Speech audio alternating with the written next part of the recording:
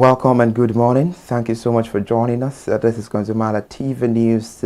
I am Iri Ayomikunle Ike. And now to the headlines. Sustained reforms can push the Nigeria's gross domestic product to 4% in 2026. Federal government switches to capital de-risking for 2026 growth.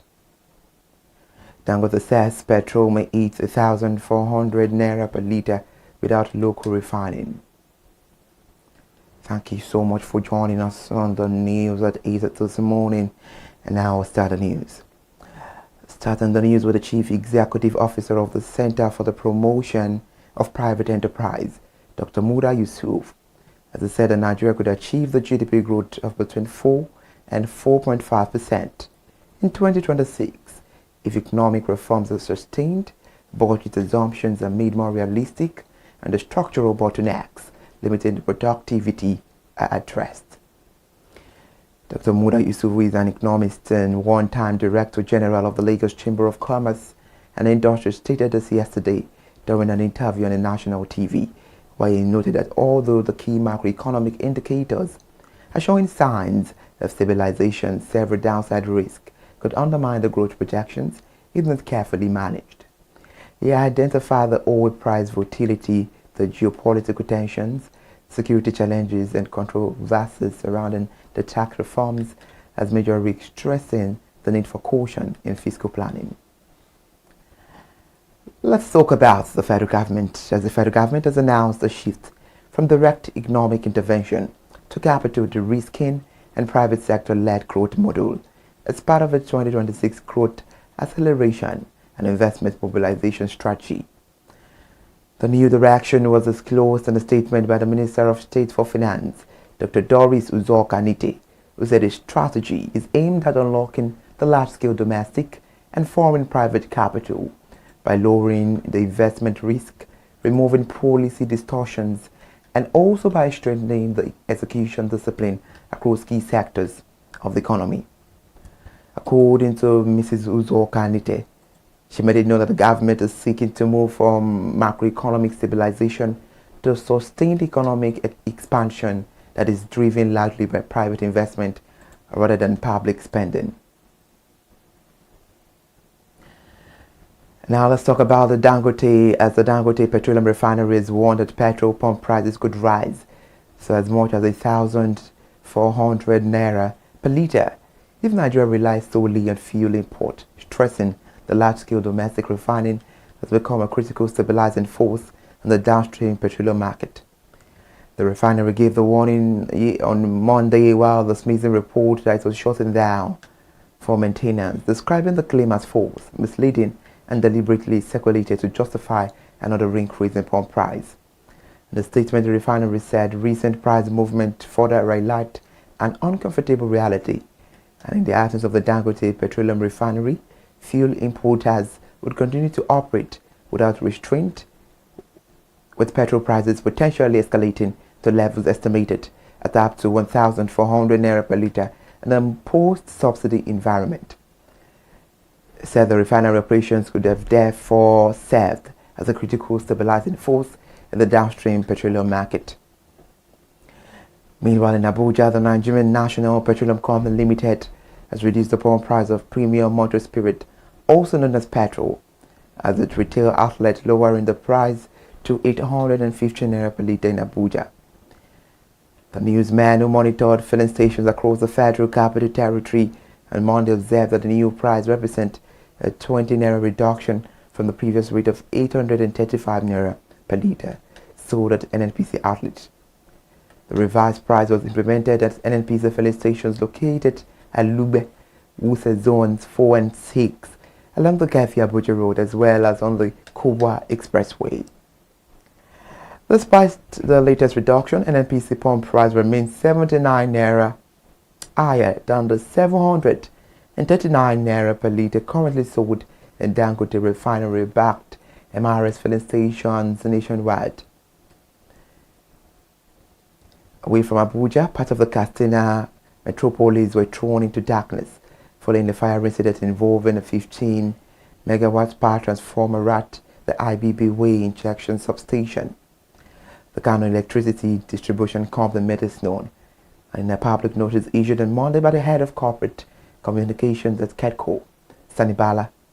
He made it known that the fire affected the 15 MVA CR3 power transformer at the IBB Way injection substation and occurred in the late hours of Sunday, the 4th of January. The Electricity Distribution Company said the cause of the fire outbreak had yet to be determined, noted that its technical team had been deployed to the site to investigate the incident and assess the extent of the damage. KEDCO explained that the affected areas were isolated as a safety measure to protect lives and property, adding that the outage impacted several parts of Katsina metropolis. And now we move away from the north, talking about the federal government, as the federal government has inaugurated a joint implementation committee to oversee the training and certification of about 1 million Nigerians in digital literacy and emerging technology skills. The committee was inaugurated at the Federal Capital Territory, Abuja, yesterday by the Secretary to the Government of the Federation, Mr. George Akume. It was represented by the Permanent Secretary General Services Office of the Secretary to the Government of the Federation, Ibrahim Kana. Mr. Akume said the committee would also be responsible for planning and organizing a national digital literacy conference as part of broader efforts to deepen human capital development and support Nigeria's digital transformation agenda. And now 100 trillion naira in market capitalization driven by strong early year gains and broad investor participation across sectors. Experts say the milestone is attributed to regulatory reforms under the Investment and Securities Act 2025, which strengthened SEC supervisory enforcement and investor protection framework, restoring confidence in market integrity. However, SEC plans to build on this progress through enhanced digital surveillance, investor education, and innovative products like green bonds and REITs. By reinforcing the capital market role, is mobilizing the long-term capital for economic growth. We're talking about electricity distribution companies Tiscos in Nigeria, as the new report says it generated 570 billion naira in revenue in the third quarter of 2025, reflecting the improved billing and collection efficiency across the power sector. This is according to information contained in the Nigerian Electricity Regulatory Commission of the third quarter of 2025 report. The figure shows that while revenue performance improved compared to the previous quarter, the significant collection gaps and structural challenges remain within the Nigerian electricity supply industry. NEC further disclosed that this cause billed a total of 706 billion naira to electricity consumers nationwide during the period, out of which 570 billion naira was successfully collected. And this translates to a collection efficiency of 80.70%, representing a 4.63 percentage point improvement from the 76.07% recorded in the second quarter of 2025. The West African film market closed 2025 with a remarkable 15.6 billion in the box office revenue, with Nollywood and Hollywood titles nearly equal in market share. According to Film One Entertainment, the data released on the 6th of January 2026, the region recorded 2.79 million admissions across 248 new releases, including 81 Nollywood films, 92 Hollywood blockbusters, and 52 Indian titles screened in 122 cinemas across Nigeria, Ghana, and Liberia. Report says Nollywood secured a 49.4% market share, narrowly edging Hollywood's 48.8%, while Ghana and Liberia accounted for the remaining 7.2%. The average ticket price stood at 5,000 naira 596, showing the strong appetite for cinema despite the ongoing economic pressure. Leading the charge in 2025, Film One Entertainment emerged as the highest grossing distributor part for the comedy drama Behind the Scenes, which has amassed 1.6 1.77 billion, I beg your pardon, and still remain in cinemas. The Hollywood top performers included action-packed franchises such as Sinners with 775.8 million naira, Superman with 493 million naira, and Mission Impossible: The Final Reckoning. And in Ibadan now, the Oyo State capital, a total of 22 communities in the state will experience a 3-hour per day of total blackout from the 5th of January, Monday, to Friday, the 9th of January 2025. A statement by the Ibadan Disco IBDEC said the outage was caused by the ongoing road construction along Foodco Road and Idishin. According to IBEDC, affected areas including Alalobo Sajiari, Ogunkola Museum, Akinolamaja, FRIN, Forestry College, Lead City, Lead British, House 18, 11th House, Nursing Home, Sunrise and Post Housing, and customers at the AMI Complex, Odua, Police Headquarters, Apampa, the Evans, Blossom Heritage, Polo Clubs, and Bale Akitaya would also experience the outage. And more on this story will be given to you at ConsumerHallaTV News at 10. Thank you so much for joining us on the news. I am Ire Ayomikunle, aka bye for now.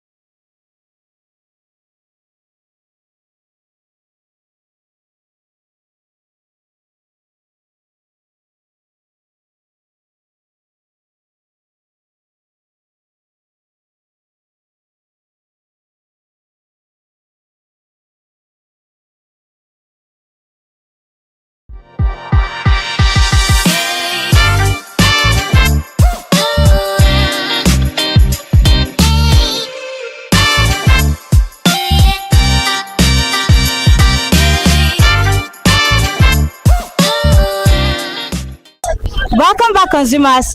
It's my favorite day of the week, and you know what that means. It is Market Today on ConsumerHallaTV. As we all know, Market Today is a show where we explore different markets for the prices of different commodities. Today, we are back at Ilepo Market to check what's the latest prices of food items. Because if we are being honest, there is no party without jollof rice and Nigerian stew. My name is Uwoke Peace. Come with me. Let's see what Dirty December is saying in Ilepo Market.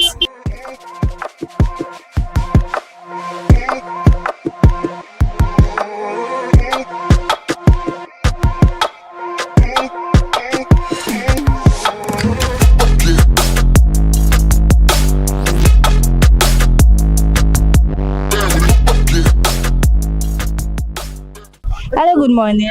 Good morning. How are you? I did fine. Okay, so can you tell me your name?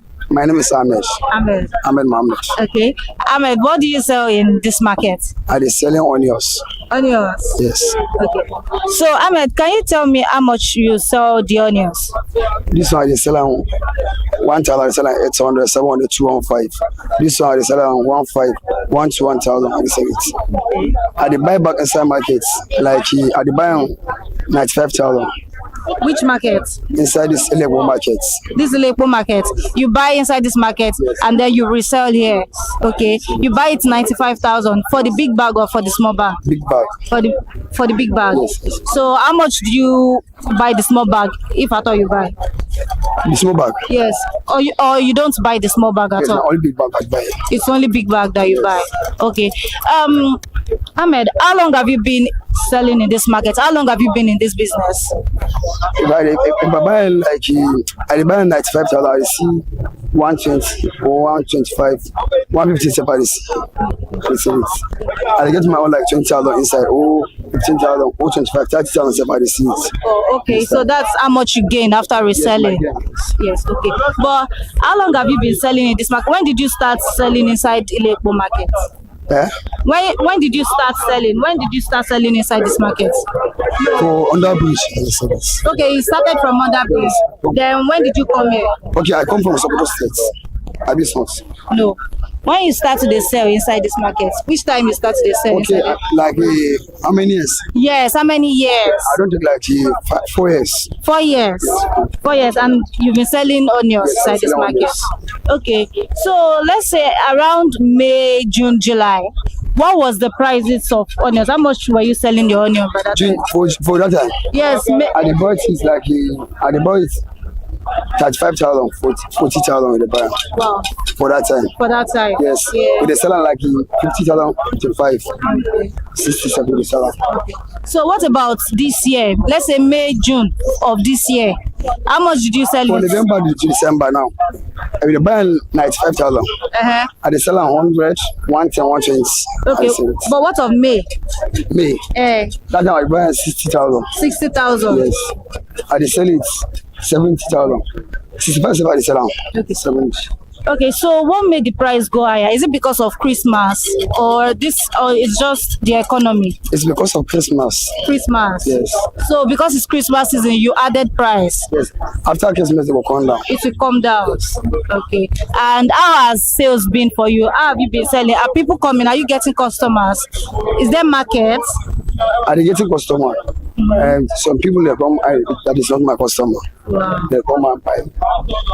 They buy 1 plate, 2 plates. I sell like 5 plates, 2 plates, any amount. Okay.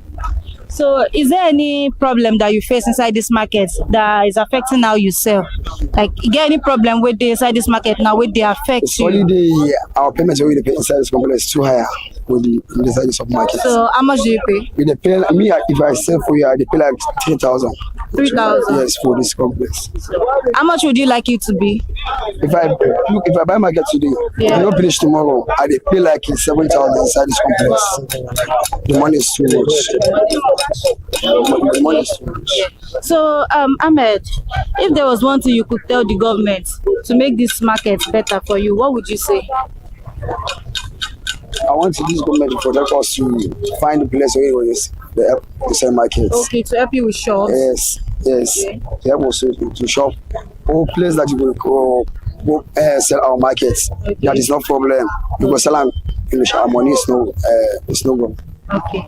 Thank you so much for your time, Ahmed.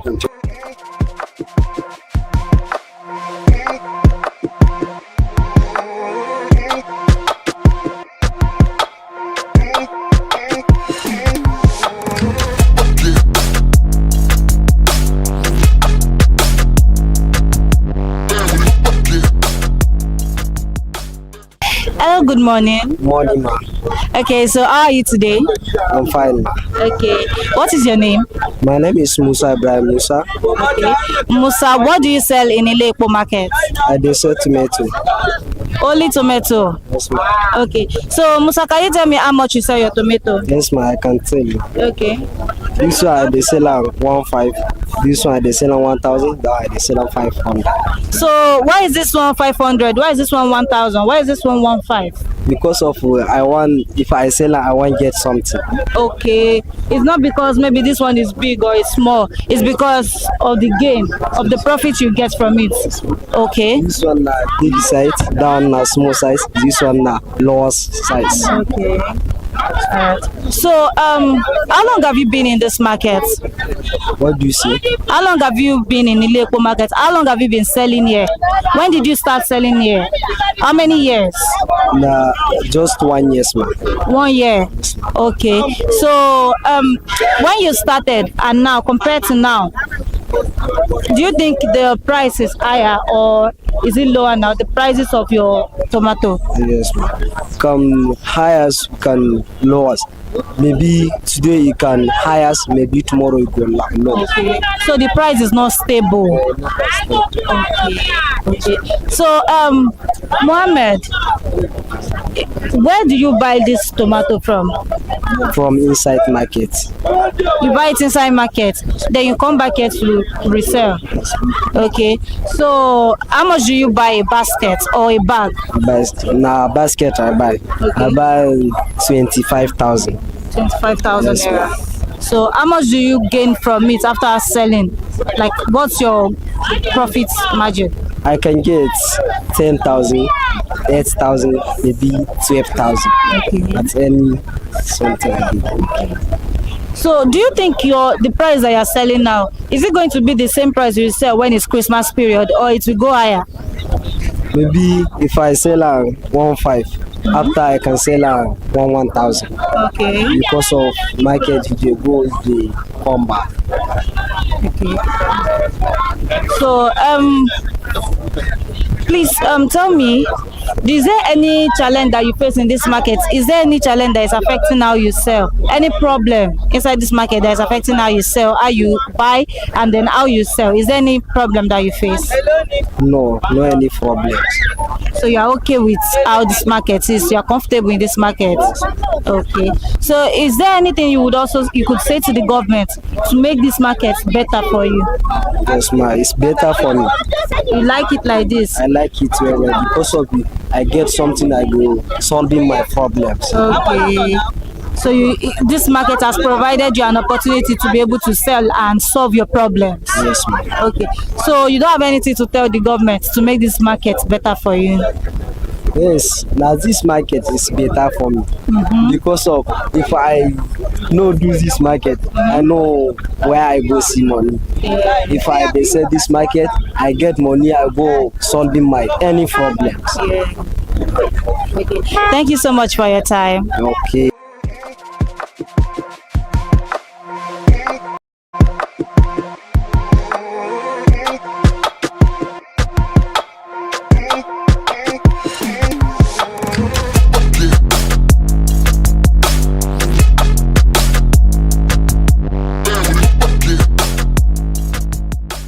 Hello, good morning, ma.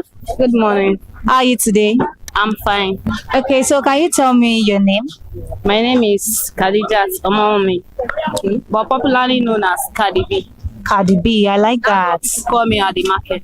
I like that. So Cardi B, what do you sell in this market? I sell Indomie table, onions, chicken, oriental, hungry man, and I sell oil. Okay, what type of oil? Like Power Oil, Activa, Kings. Okay. I sell in 6 price. Oh, okay. So you are a wholesaler? Yeah. Okay. Cardi B, how long have you been in this market? More than 10 years. More than 10 years? Yeah. And this is the business you've basically been doing? Of course. Oh, that's so nice. So, can you tell me the prices of some of these items I sell? Like I said, I sell in 6 price. Okay. Like this. Okay. This is 9,003 for the 6 price. Okay. This one is 10,300. 10,300. Okay. Why Hungry Man is 15,005. Okay. That's the amount I sell. So that's how much you sell it for the wholesaler. For the wholesaler. Okay. So tell me, But why if I want to sell for the retailer, I sell 9.5. you sell 9.5? In order for me not to spoil the market for the people I supply. Okay. All right. I get that. So, where do you buy this from? Are you a major distributor? Do you buy from company or? Yes, of course, I buy from company. Okay. This is multiple. I bought it from multiple. Okay. So, how much do you buy from them? I think I bought it at the rate of 9,200. 9,200. So we are just using 100 naira to supply. Wow. So, how has this business been profitable for you? Very, very profitable. You know, like this, if I buy from the company, at the end of the month, I collect rebates. Oh, okay. Yes. Okay. That's what we are eating in this business. I like that. Okay, so I want to ask, is there any challenge that you face in this market that affects how you sell, how you buy, how you sell? No. You're comfortable in this market? Of course. Okay. So currently you say you sell at the rate of 9,300. 9,000 for wholesaler. Yeah. But I sell 9,500 For retailers. Yes. Okay. So is it the same price that you sell now that you sold it in May, June, July of this year? Yes. So the price has not gone up? No. So Not it's at all. stable? Yes. Oh, that's okay. So is there anything you would like the government to do for you in this market to make this space a better space for you? The only thing I think we need is in this market is electricity. Electricity. That's all. Okay. So how about debt in December? How are you preparing for debt in December? The prices of this thing, will they still go up? Are we looking at it to go up? No. It's not going to go up. So during the festive season, the prices will remain the same? Yes, definitely. Okay. Thank you so much for your time, Cardi B. You're welcome.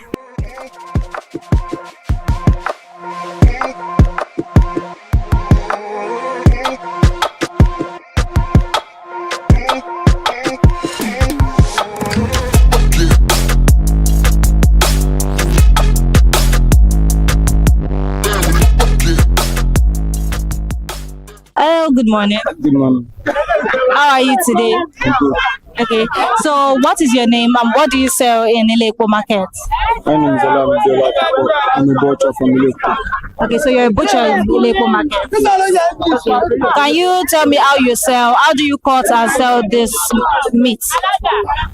That one is a long story. But just tell me the prices. Or there's no specific price. You can see the one of 5,000, 10,000, 15,000, and there's the one of 1,000. Anyhow you want it. So it depends on the customer's preference. So whenever the customer comes here and they want to buy whatever they call for you, that's what you're going to sell to them. Yes. So where do you get your meat from? Where do you get it from? About it. From where? About it. Where is it at? That's Okoba. Okoba. So how much do you buy there? Do you buy a full cow or half cow or? There's the one of 1 million upward. And can say anyone you want to get. It depends on the money you have. So how much do you usually buy? I usually buy like one that I buy today is 450. 450,000. Yes, for one. So at the end of the day, how much are you expecting to make a return? I can say any amount, 50,000, 100,000, any amount. So, do you think this business is profitable to you? Yes. It is. Yes. So, tell me, how long have you been selling in Ilekpo market? This is like 2 years. 2 years. And you've basically been a butcher in this market. Yes. Okay. So 2 years ago compared to now, what do you think about the pricing? Do you think it has changed? The prices of meat, how you sell, how you buy? It's changed a lot. It has changed a lot. A lot. So how much do you buy then? How much do you sell then? Like the one I bought is 450 today. Then it's like 300, 2 something. Like 280, 300. But now it has moved a lot. Compared to May, June, July of this year, would you say the prices have changed too? Or is it the same thing? Has changed. So how much do you sell earlier this year? How much do you sell for earlier this year? Earlier this year, like 200, 250. But now, you know, we are in December time. Yeah. Everything will be cost. That's So you're saying that the festive season has affected, the festive season will affect how you sell. What about after the festive season? Yeah, we enjoy the market. The prices will come down. Yes, a little bit. A little bit. Okay. So, tell me, is there any challenge you face in this market that affects how you buy and how you sell? There is. Please tell me. Lord. Look now, as I bought this one like 450 now. Yeah. If I see it, I can see like maybe when I sell it to me, I can shop like 50,000, 40,000, but sometimes I will see more than that. So, what do you think affects your profit margin? It's the market. The market. So the price is not stable. Okay, tell me, if there was one thing you could say to the government to make this market better for you, what can the government do for you to make this market better? Just to reduce everything, you know. Just to reduce everything, you know. Everything is cost now. That's it. You have to reduce everything so that you can enjoy the market. That's it. By the way, do you think you have a loyal customer base? People that buy from you constantly? Yes. And what you have? Yes. Okay, so what makes them come back? What keeps them coming back to you? Because the market is not like it's not good. It's very, very okay. You know, there are some that if you touch them like this, there will be water inside. Okay. Yes, but my own is not like that. The way I bought it, the way I sell it. But some you have to put water there before they bring it in. That's it. So, do you feel like there is enough security around your business in this market? Yes. There is enough security. A lot. Okay. Thank you so much for your time.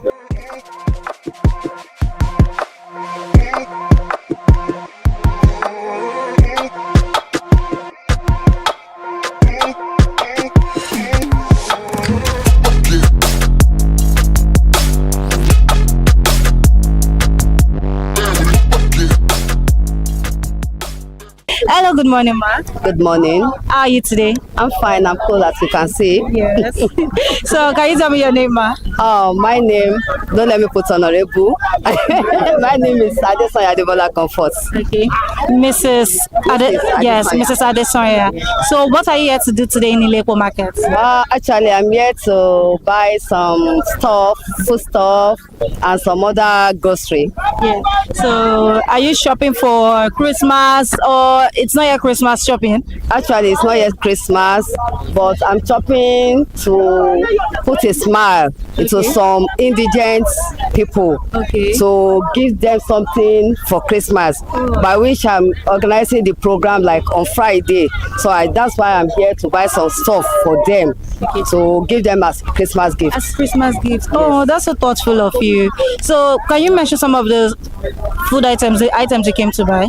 Like a bag of rice, bag of berry, then like Indomie, soap, and some other things, oil, like that. Those are the things. Okay, I'm going to ask you, Mrs. Adesanya, what do you think about the market today, the pricing? Is it comfortable for you, or do you think the prices have gone so high? Actually, we will say thank God for this seasoning. Some of the prices go down. Yeah, like rice, some of them go down, but some of increases. But at least we have a balanced scale of reference here that at least if I cannot afford this, I can also afford that. Yes. So how much do you get a bag of rice today? That's 57. 57,000 naira. Yes. Is it foreign rice or local? It's good. It's a foreign rice. Foreign rice. So how constantly do you buy from Ileko Market? Almost every day. Almost every day. Every day. Because this is the route I take to my house, so I usually buy. I just call my friend now. When she comes down, she also every day. Every day. Yes. So let's talk about 3 months ago, 4 months ago, May, June, July.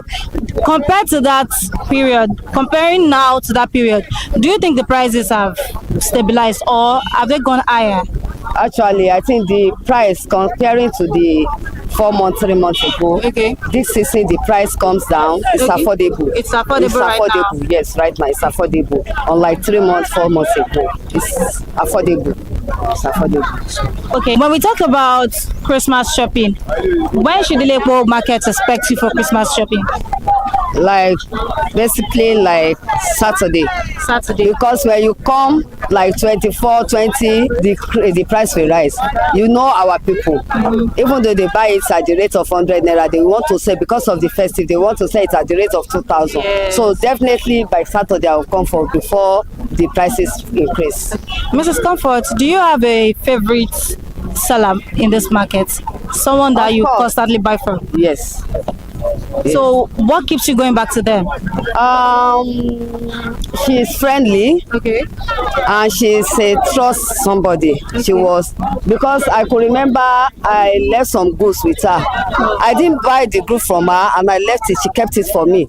There was a time that I bought goods from her. The money is not going and she gave me the goods until when the money comes. She now called me that she has seen the money. If it's other people, they will say they didn't see the money. I still have to pay. She left the market with me and trust me with the market. So as a consumer, do you have anything that you want to say to the government to make, buying stuff from the market more easier for you, cheaper for you? Is there anything you want to say to the government? Yeah, actually, we have a lot to say to the government. Sure, you understand? But for the fact that a Yoruba will say, "Onjeli oreawu," sure, you understand? Without food, we cannot continue with day-to-day activity. So we want to appeal to the government to help us as much as possible. We know they cannot do it all. To help us as much as possible to make all the food item prices to come down to the level of the non-privileged, to the level of the indigent that cannot afford 3 square meals. Like what I'm doing, I've been saving the money since last year December, that I just want to do something for them. You understand? It's not as if I have the money, but I'm making myself go hungry so to feed them as well. So if they can help us for them to be able at least 2 square meals in a day, if the price of the food are low, at the low cost, they'll be able to afford this. So we are begging the government of Nigeria, our honorable daddy Tinubu Ahmed Abimbola, that she should please help us to reduce the price of the food. Thank you. Thank you so much for your time, ma. You're welcome. Yeah.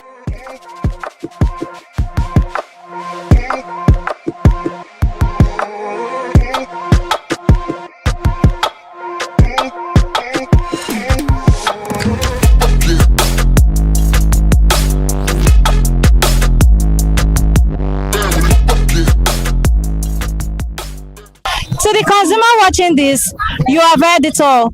We have toured Ilekpo Market and we have seen and heard the prices of the basic food items you'll be needing for this December season. You have also heard that it is very wise for you to shop early for this festive period.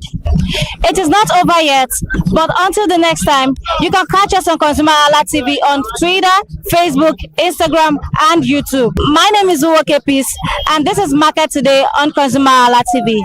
Until the next time, bye for now.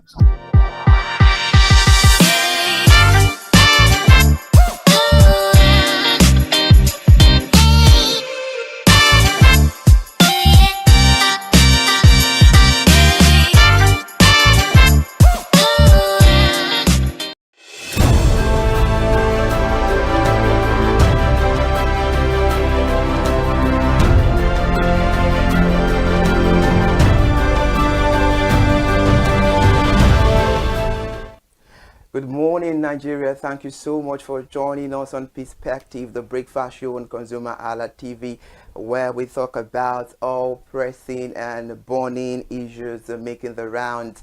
I am Ire Ayo Mikule Eke, and today will be quite special because I'm not the only one on the conversation this morning. Kike, good morning. Good morning. All right. Now, thank you so much for joining us on the conversation. Happy New Month. Happy New Month. All right. Actually. Okay. I'm sure you're ready for the conversation. I am. This is my first time on Perspective. All right. Good Let's then. go. Let's kick start. On today's edition of Perspective, we'll be decal a bit because we'll be looking into the crucial role of a medical laboratory scientist in the fight against the antimicrobial resistance. And the medical laboratory scientists are key players in fighting antimicrobial resistance, AMR, I beg your pardon. They use tests like microscopy, culture, and the susceptibility to test the identify pathogens, which are the bacterium, virus, or other microorganism that can cause disease, and also to guide treatment and track the resistance patterns. This help preserve the antibiotic effectiveness and protect the public health. Simple actions like seeking proper diagnosis and avoiding self-medication, which can make a big difference. And for more insight on the conversation this beautiful morning, we have Mr. Oluwafemi Peters Oladele, who will help us understand the importance of this conversation relating to our economy. It's a pleasure to have you, Mr. Peters. Thank you so much for joining us on the conversation. Thank you so much for having me. All right, then you look dap. Thank you. All right, are you ready for the conversation? Definitely. All right, good. Now let's get into it. What are the most common misconceptions about AMR, and how can we address them in Nigeria? So the biggest one would be the common knowledge, which we are driven by at the start of the word, which is that every ailment, every sickness is malaria or typhoid. Yeah. So this belief has driven us to everyone being physicians of their own. You'll see a mother who sees a child, I have a headache, I feel hot, and just runs to the chemist, yeah. to not even the pharmacy. The chemist, that we call in Nigeria. A chemist, just a roadside shop to get medication, anti-malaria, antibiotics, to just get them treated. And once they feel that, okay, this person, the fever has broken, no more headache, they stop the medication. And according to World Health Organization, it is funny to say that wellness is, or well-being is not just absence of disease. It's not just when you don't feel well. It's the complete and wholesome physical, mental, and social well-being. There are some people, they don't feel hot, they don't have fever, but then they are sick. They are mentally sick. So if you not say that, okay, it's only when you have fever that you're sick, it's a fallacy. So the major misconception is the fact that we do not understand that well-being or wellness is far beyond just absence of these symptoms. Okay. There are many diseases that might have the same symptom. Take, for example, the common cold. Yeah. Influence caused by maybe influenza, and also look at compare that with pneumonia, bacterial pneumonia. Yes. Though they do have the same catarrh, cough, and all that, but then if you use antibiotics for what you can just treat with by just resting, because your body makeup has its own war machineries that fight these things, which are the white blood cells. So sometimes what we just need is rest, but then everything is malaria, typhoid. So I believe that with this understanding that not everything needs treatment first, and the right way, how do you know that your the cause of your car's fault if you don't take it to a mechanic to diagnose it? Exactly. So we just see ourselves just doing things just because we feel like it. I think we even take care of our cars more than we take care of ourselves, because we all know that you cannot just open your bonnet and start, going through it. But when it comes to our body, ourselves, which is actually the engine of life, we don't get to take care of it as much as we do other things in life. But before we continue on the conversation this morning, I want to actually understand what AMR is. What is antimicrobial resistance? What causes them? And the facts that many Nigerians may be familiar of, there is something that causes this particular thing, but they don't know what it is and how they can avoid it. Okay. In simple terms, let's take, for example, someone comes to you and gives you a slap through this door. The next day, the person comes through this door and gives you the same slap. The third day, the person comes through this door and gives you the same slap. What would be your response? You might want to close the door to prevent that kind of assault. So antimicrobial resistance, in simple terms, is when the drug, which is the antibiotics, we use for for bacteria, because antibiotics is for bacteria. Okay. So when you use antibiotics for a viral infection, it won't work. So antimicrobial resistance is this: the bacteria that does antibiotics are supposed to kill, they grow resistant. They create some kind of shell wall Yeah. against the antibiotics They're that is using. being used. Okay. So that is the simple concept of what antimicrobial Okay. resistance is. So that is how this happens. So the general knowledge is this: for we've seen that, you see people say that, okay, staph aureus, if you have this thing, staph aureus, you hear that this thing very commonly. And then when you see someone with maybe UTI, Yes. when you see someone with maybe some people even STIs. I've seen a lady when I was doing my service. She just she told me that she was having some kind of feeling, and she brought out an antibiotics, just the one that she's been using before, and she just takes one or two, and she sees that she's feeling better. She leaves it. Yeah, they continue the medication. Yeah, they don't finish the medication.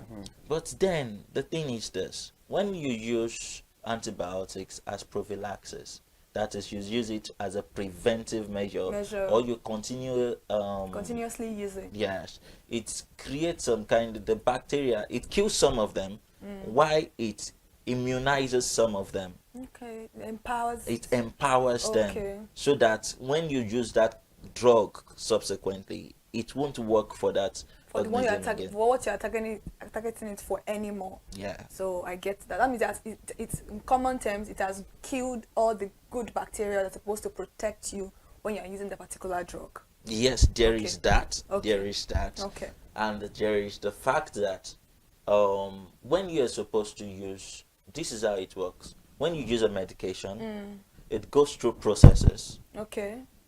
Your liver breaks it down, releases the active part of that drug Okay. into your system, and then it is transported to that target cell Where you're going to. where it's needed. Okay. So what happens is that when you use that drug, and there's something we call bioavailability of the drug. So when you use that drug, it kills some of them, and that is why, and when it gets to a point, the availability of that drug in the system reduces, Okay. which is why some people will tell you use this drug twice in a day. Oh, use Because once a day. yes, Okay. yes. So because it is believed that after like 9 hours or 12 hours, the concentration of that drug reduced. has reduced. Okay. So you need to replenish it, Okay. so that the effect of the drug Would work. would continue. And that is why they tell you that, okay, use this for 5 days. Exactly, in limited time, not stay on it for the rest of your life. So use this for 5 days, but then you see people say after 2 days they feel well And they stop it. Yeah, especially with malaria drugs. Nigerians, we do that a lot. All right, interesting. Mr. Oluwafemi, I love those analyses. They are LD and they are sharp. Now, let's look into this. How can the medical laboratory scientists collaborate with healthcare professionals to optimize antibiotic use and reduce AMR? Well, that's a very lovely question. I think we are doing better now compared to some 10 years ago, because medical practice now is working towards even personalized medicine. And what do I mean by that? We've come to understand the importance of collaboration in the healthcare space, in the Okay. medical space, where we see the importance of the doctor, with the importance of the pharmacist, the importance of the nurse, the importance of the medical laboratory scientist. Okay. Some years ago, we do not have that. I could remember when during my training as a medical laboratory scientist, I went to a doctor in our clinic then, And I told him that, see, I've done tests and I've seen that I have malaria. And the guy was like, who told you that? It's only it's testing that will tell you that you have malaria. I was like, what are you even saying? The only way you can confirm if you have an ailment is when you go through testing. And now, because you want to prove some kind of superiority complex, you're trying to talk me down. And at the end of that conversation, he was telling me that, do you know you can still go back and do medicine? I was like, that's even out of the point. But now we've come to understand the unique roles of each healthcare professional. So the role of the medical laboratory scientist is even beyond diagnosis.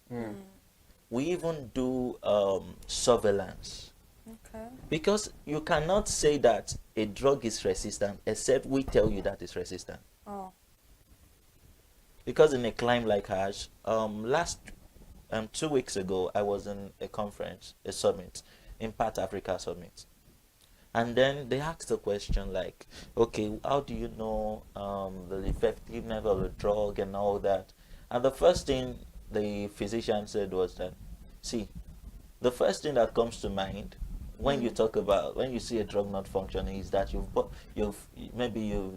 prescribed or you've used a fake drug. There's that. There's that. And there is drug resistance. So the first thing that comes to mind for a random physician who is not that deep is that maybe it's a fake drug. Let's try and get from another source. But then you cannot confirm that a drug is resistant if we have not told you that it's resistant. Because what we do in the lab is that we try to isolate the organism. We try to grow it in the lab. And then we test different drugs. We identify it that, okay, this is this, this is that. Then we try to test different drugs against that organism. And then we now track the one that is effective, the one that is not effective. We call it resistant drugs, and we now detect the ones that are sensitive. So you're saying that it's not only antibiotics that can be resistant to somebody. No. There can be other drugs also that can be resistant to somebody, because I think in the last 3 years, antibiotics has been the forefront of conversations for medical practitioners about resistance, about how they will do surgeries for people and then they will try to treat some infections with antibiotics, and it doesn't work anymore. All because of the fact that the people, Nigerians, we tend to use a lot of antibiotics. I don't know who is prescribing it for us, but any little thing we're going to, just like a UTI you mentioned, most ladies will tell you, I'll use Flagyl 400 and then I'm good to go. You didn't go to the hospital to know whether you can use it. You didn't even know whether you can take injection for it, because a lot of people think infection is stereotype alone to sexually transmitted disease, whereas you can get UTI as a lady in a different form, but they don't know. Maybe they are shy to talk about that with their doctors. Maybe they don't want to be judged, because most of them will be like, why would I go to the hospital to go and tell a male doctor or a female doctor that I have? They'll be like, oh, maybe I am loose. Those are conversations that medical practitioners need to actually have with different people. They need to bring out this awareness that there's some illness that is not even associated to STI, but many people don't know that. We are, according to maybe research or statistics, is common for women to actually have infection. Maybe because of where you are using your toilet, maybe the water you are using. The first time I got a UTI infection, it was the water in where I served in Ibadan. It was a well water that I used, and I noticed it, and I'm like, I've never, something that I've never noticed that before. I've never had a change in my body like that. So I called my father. Like, Dad, this is like, okay, go to the hospital. Somebody told me, a friend of mine told me to use Flagyl 400. I've never heard that Flagyl has 400 milligrams. I only know the Flagyl, and that Flagyl that we even use for stopping poo is not even a right medication for stopping poo. So I don't use it anymore. But if I tell my mom now that you don't use Flagyl, she'll be like, That's what they used to stop. There's a particular medication for poo, for you to stop your poo for stooling. That's not it, but she doesn't listen. So I called my father. Was like, no, go to the hospital, go and check what's wrong, because I just explained my symptoms to my friend, my female friend, and she was like, no, just use flagyl, that's it. So maybe she has gotten it a lot of time, because that was the first time I was getting it. So I had to go to the hospital, and when I got, they were like, oh, buy a grapefruit or a grape wine. Make sure you finish the whole bottle and just come for 2 days medication, 2 days injection. And I went, and in that 2 days, that was. And when I told her, I was like, "Are you sure it's gone?" Because I treat mine sometimes for like 2 weeks. And I'm like, you can see the difference of someone that went to the hospital. And the doctor even explained to me that sometimes if you take a lot of grape, or what they call it, this grape juice, it tends to help your bladder release more, because you are forcing your pee, it's not coming out. But then your bladder is full, but because of the fact that you have a little bit of obstruction, that is the reason why. So just make sure you always take grape fruit, or I can't remember the name of but it tastes like grape. But I remember I took that Eva wine or something, that red one. That's what he recommended for, and I don't think he even gave me any medication.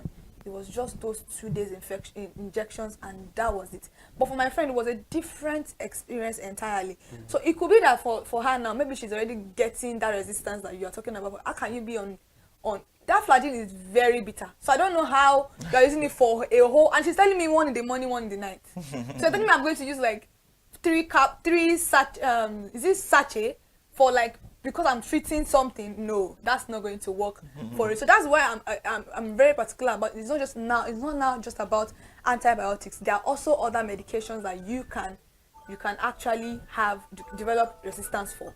Yes, there are actually other resistance is resistant. It can be to a viral drug, it can be to many kind of medications, any kind. But the most common one has been antibiotics. Biotics. Okay, because that's what is very common. That is the most common one. And people just believe that if it has worked the first time, it will work the second time, which is not entirely true. The body has, take for example the UTI. The body has good microorganisms that actually protect you. But then when you use antibiotics indiscriminately, you kill them. Those are the good bacteria I was talking about. Yeah. So you kill them, and then you allow for these bad microorganisms to be playing ball. All right, interesting. Mr. Olafemi, while making your analysis the other time, you made mention of the role of the laboratory, and you made mention of surveillance. Now, let me ask you, can you please elaborate on the role of surveillance in tracking resistant patterns and informing public health policies? So, like I said the other time, we've had a lot of policies around antimicrobial resistance, which has helped also in preserving and protecting higher burden on our healthcare system. Because currently, you will talk about brain drain. I saw a consultant, I think nephrologist, saying that in the current statistics for consultant nephrologists is 1 to 1, is it 1 million in Nigeria. Now imagine a situation whereby, and what happens when antimicrobial resistance occurs and we do not track it down now, is that it increased hospitalization rate. People will keep on coming back and coming back and coming back to treat the same thing. And it increases the burden on our healthcare system. The same time a doctor would used to attend to like other people, they will keep on using it to attend to same persons. So we see that, and then we've had the role of the medical laboratory scientists to help the physician track down and know how to make their treatments more effective. So, like I said the other time, you cannot know if a drug is resistant if we do not tell you that it's resistant. We are the ones that know the pattern. We see it from the lab that, okay, after a while, and that is the reason for data. We have our data. So we see it from pattern that, okay, over a while, and for example, we have MRSA, which is the methicillin resistant Staphylococcus aureus, which is being tracked right now. That is the role of a medical laboratory scientist. So we see the pattern, we see the drugs that are being resistant to these things, and then we alert the policymakers that, see, these are the drugs that we've seen over time that is becoming resistant to this class of organisms. So it involves and it informs them of the kind of policies that can be taken to prevent these things. So in the National Action Plan it took effect from last year 2024 to 2028, over a 4 years period. There is the antimicrobial stewardship, which is a policy that promotes the prudent use of antibiotics in both human and animal. Do you know, shockingly, that one of the major contributors for drug resistance, this particular question, is from animal? I wanted to ask you about agricultural livestock. That's where my question is going to come from, because it's very, like, I'm aware of the fact that the medication they use in treating what we ingest can also cause a lot of antibiotic deposits in our body. So I wanted to ask you that. I wanted you to even explain in great detail how that's, because a lot of Nigerians consume chicken, beef, pork, stuff like that, and these are the medication that these what will I say? The owners of this poultry, they don't even have the knowledge. It's not as if they have a veterinary doctor that is taking care of their livestock. They just, maybe, let me just put antibiotics, let me grind it into the water they are drinking, let me do that, and then they are feeding these things, and for us consuming it also is depositing in our body. I wanted you to explain that for me. Those are one of the questions that I wanted to ask you. Okay, so you see, we in this our country, we are used to, we believe so much in knowledge that we don't have.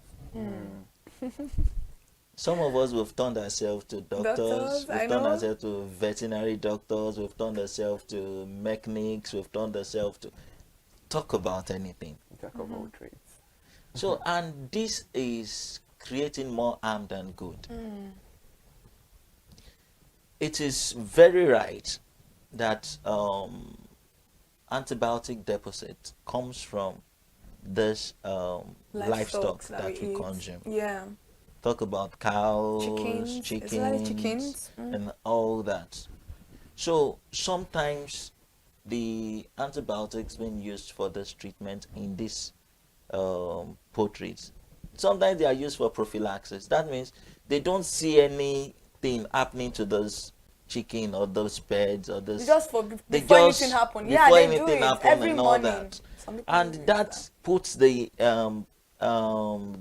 drug deposit in the meat that is produced from this livestock. So no matter the cooking that you cook, is still going to be there. Still going to be there. It's not an organism that dies by maybe you eat them, you subject them to high temperatures and all that. No, that doesn't happen. So that means this particular drug doesn't have any effect, like negatively, because if they are giving it does. So no, I'm talking about the livestock, not us. Yeah, it does have a very, very bad effect on us, because that's what I'm talking about right now. I'm talking about the livestock because I'm wondering how an animal will be taking this thing, and then the last consumers of this thing, are going to be the ones suffering from it. So that means maybe it doesn't have any effect on the animals, or what? Why exactly are they giving the animals those things? Drug resistance to happen Animals. Oh, It okay. does. Okay. It does. Okay. And what happens is that when we now consume this produce, we take these, we call them superbugs, because they've been exposed to these drugs over time, and they've built immunities against them. And that is one. And we have zoonotic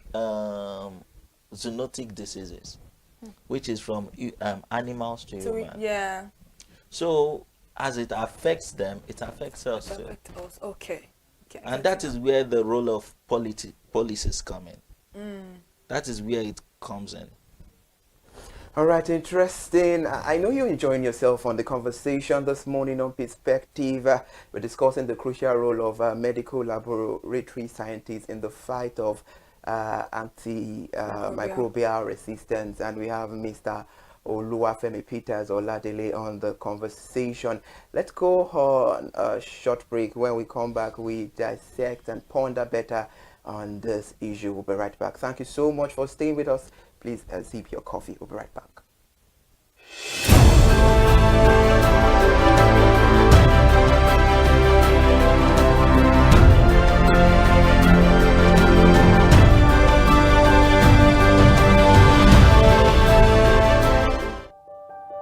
Hey there, do you know in the world today, everyone is a consumer, and as consumers, we all have the right to be heard. In Nigeria today, as a consumer, you have all right to product information, right to fair pricing, right to return goods, right to product labeling, right to fair dealings, and a lot more. Well then, have you heard about the new media channel? ConsumerHalla TV. ConsumerHalla TV. ConsumerHalla TV. At ConsumerHalla TV, our goal is to inform and educate consumers in Nigeria with insightful news alongside development within the fast-paced world of consumers through well-researched, specialized, and analytical content. Our vision at ConsumerHalla TV is to create an engaging platform that provides right connections for meaningful brands in Nigeria, thus creating a more caring world for consumers where business thrive.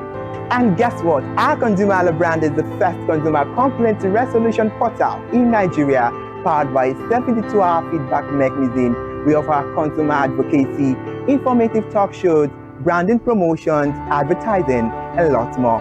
Connect with us via our YouTube channel at ConsumerHalla TV. Follow us on our Facebook page, ConsumerHalla TV, our Instagram page, ConsumerHalla TV, and do well to subscribe to our YouTube channel. Subscription is free. ConsumerHalla TV. At ConsumerHalla TV, you deserve to be heard. At ConsumerHalla TV, you deserve to be heard.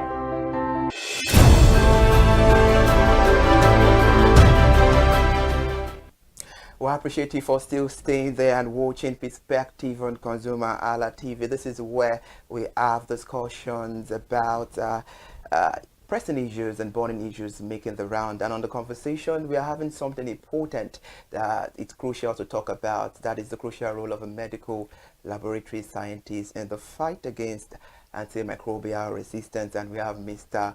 Oluwafemi Peters Oladele on the conversation.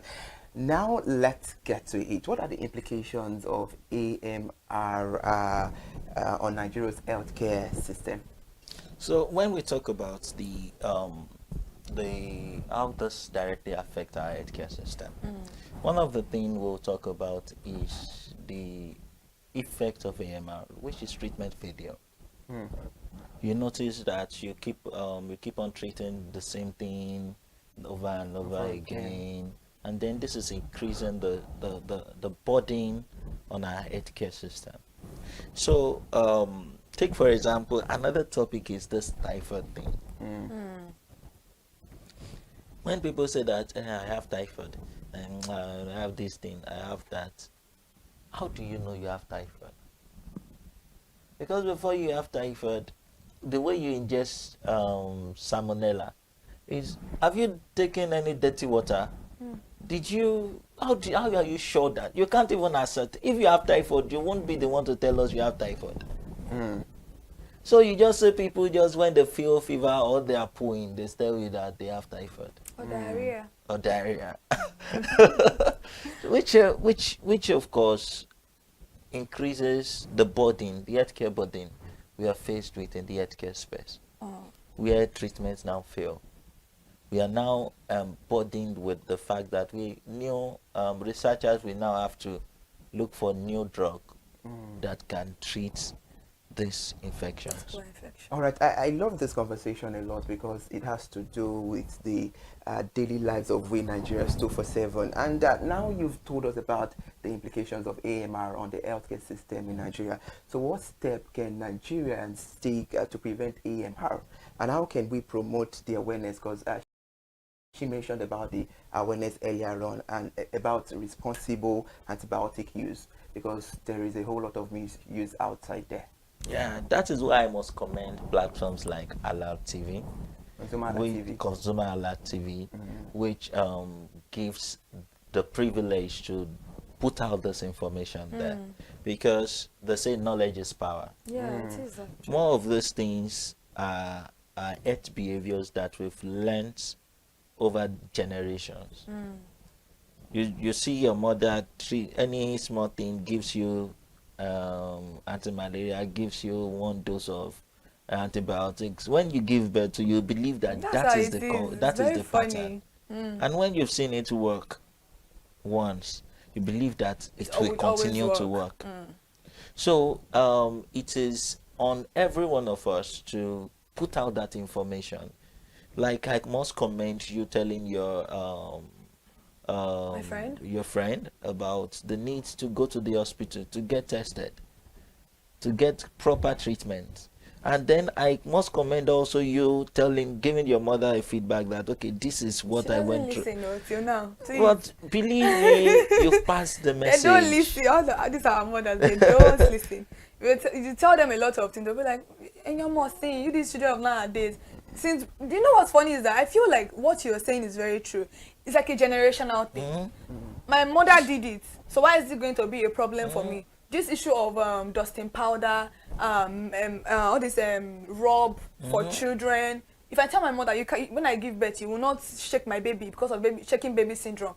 She doesn't believe any of that. Didn't I do it for you? You know how did you? Did you die? She tell me, like, you know, all those. They are very funny. That there are things that, and I now explain to her that, do you notice that the mortality rate in the country has dropped? Because people that are giving birth after you guys are more aware. You can't compare the mortality rate of when you were giving birth as at that time, even up to 2007, compared to it now. Even we losing mothers now, some mothers already have their birth plan. They will ask you, do you have blood in store for me? Because they are informed of all of these things. So, but the older generation would not listen. They would not listen to you because we have that issue. And these are issues that I feel like the public healthcare system needs to address. Maybe there's a need for just not taking drugs to rural area. There is a need for proper education. And I love the fact that you came here this morning to address people, to let them know that this is what is going on in the country. You having your baby on the same bed with you is as you saying that you want to just kill that child.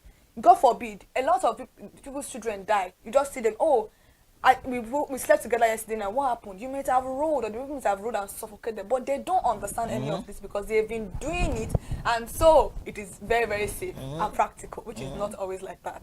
Very true. All right, now, what do you think is the fears of Nigerians that make them neglect hospitals and laboratory when they are feeling ill and prefer to do self-medication? Because this is becoming alarming, and right now we need to create that awareness that what you're doing is bad, and it's high time people stop it and do the right thing at the right time.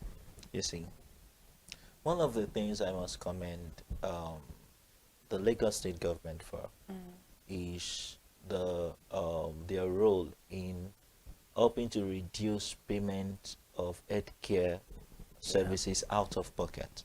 Okay. So you see the Lagos state, what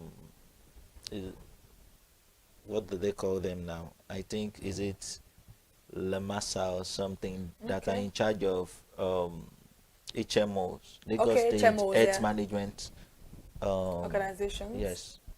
So you see them going to rural communities to tell them that, okay, you can be on this platform and then you don't need to pay for healthcare services. A lot of them just, actually. so Niger girls, I've seen a lot. yeah, so one of the major contributors for people not patronizing it's money. And would you blame them? No. Because the economy has affected the healthcare system too. Take for example, some years ago, I'm a medical laboratory scientist.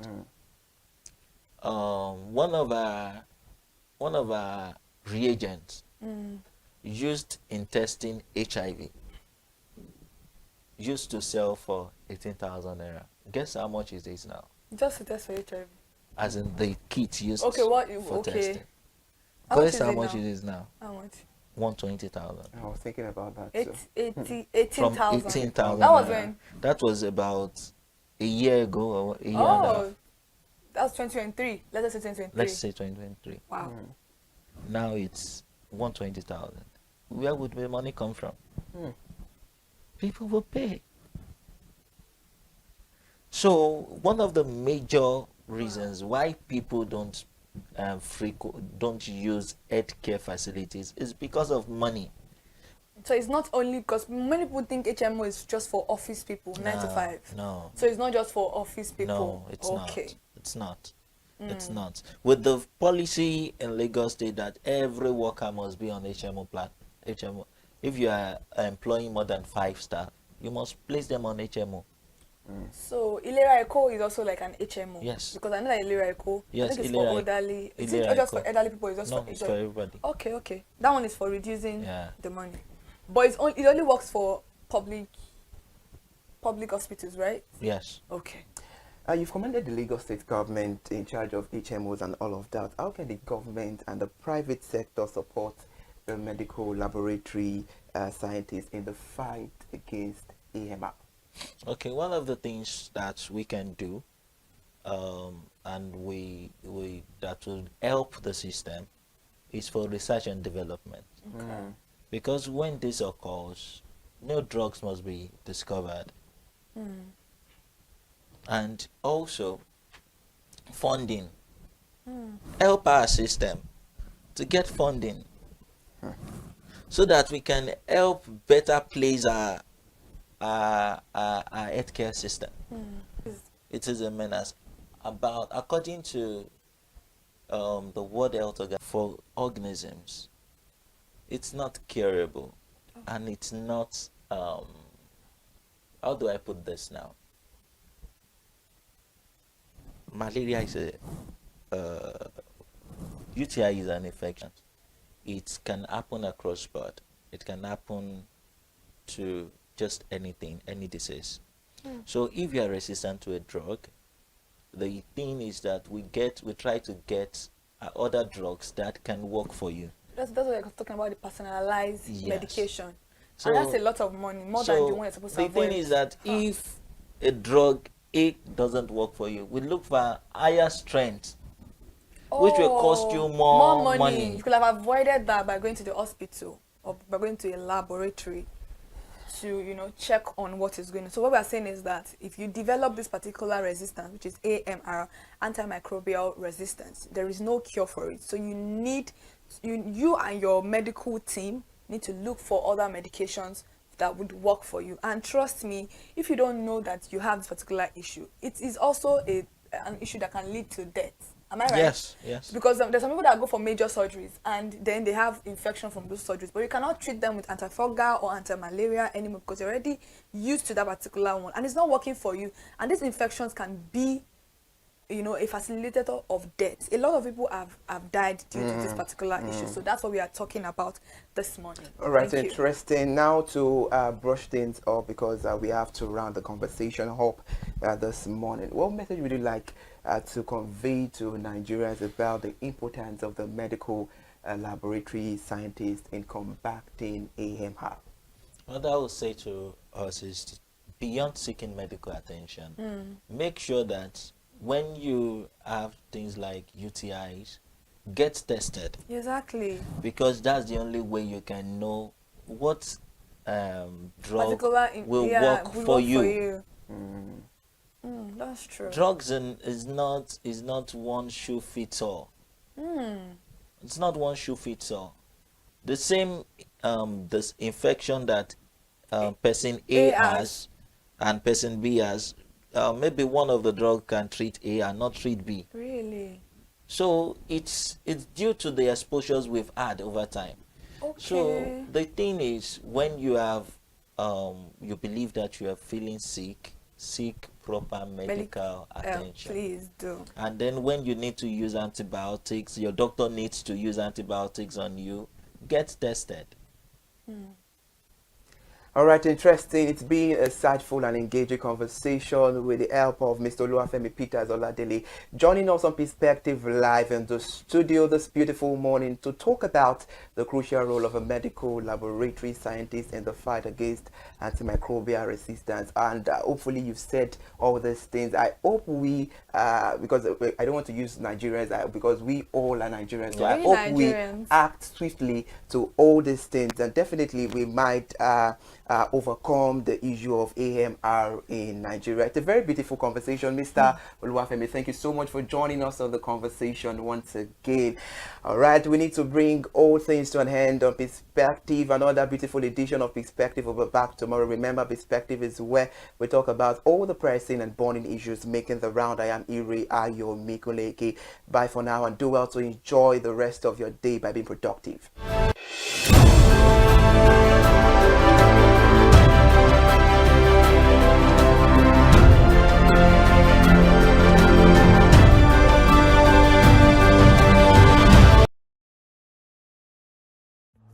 My name is Tunde Olufowora. I'm the CEO of Brand Communications. We are the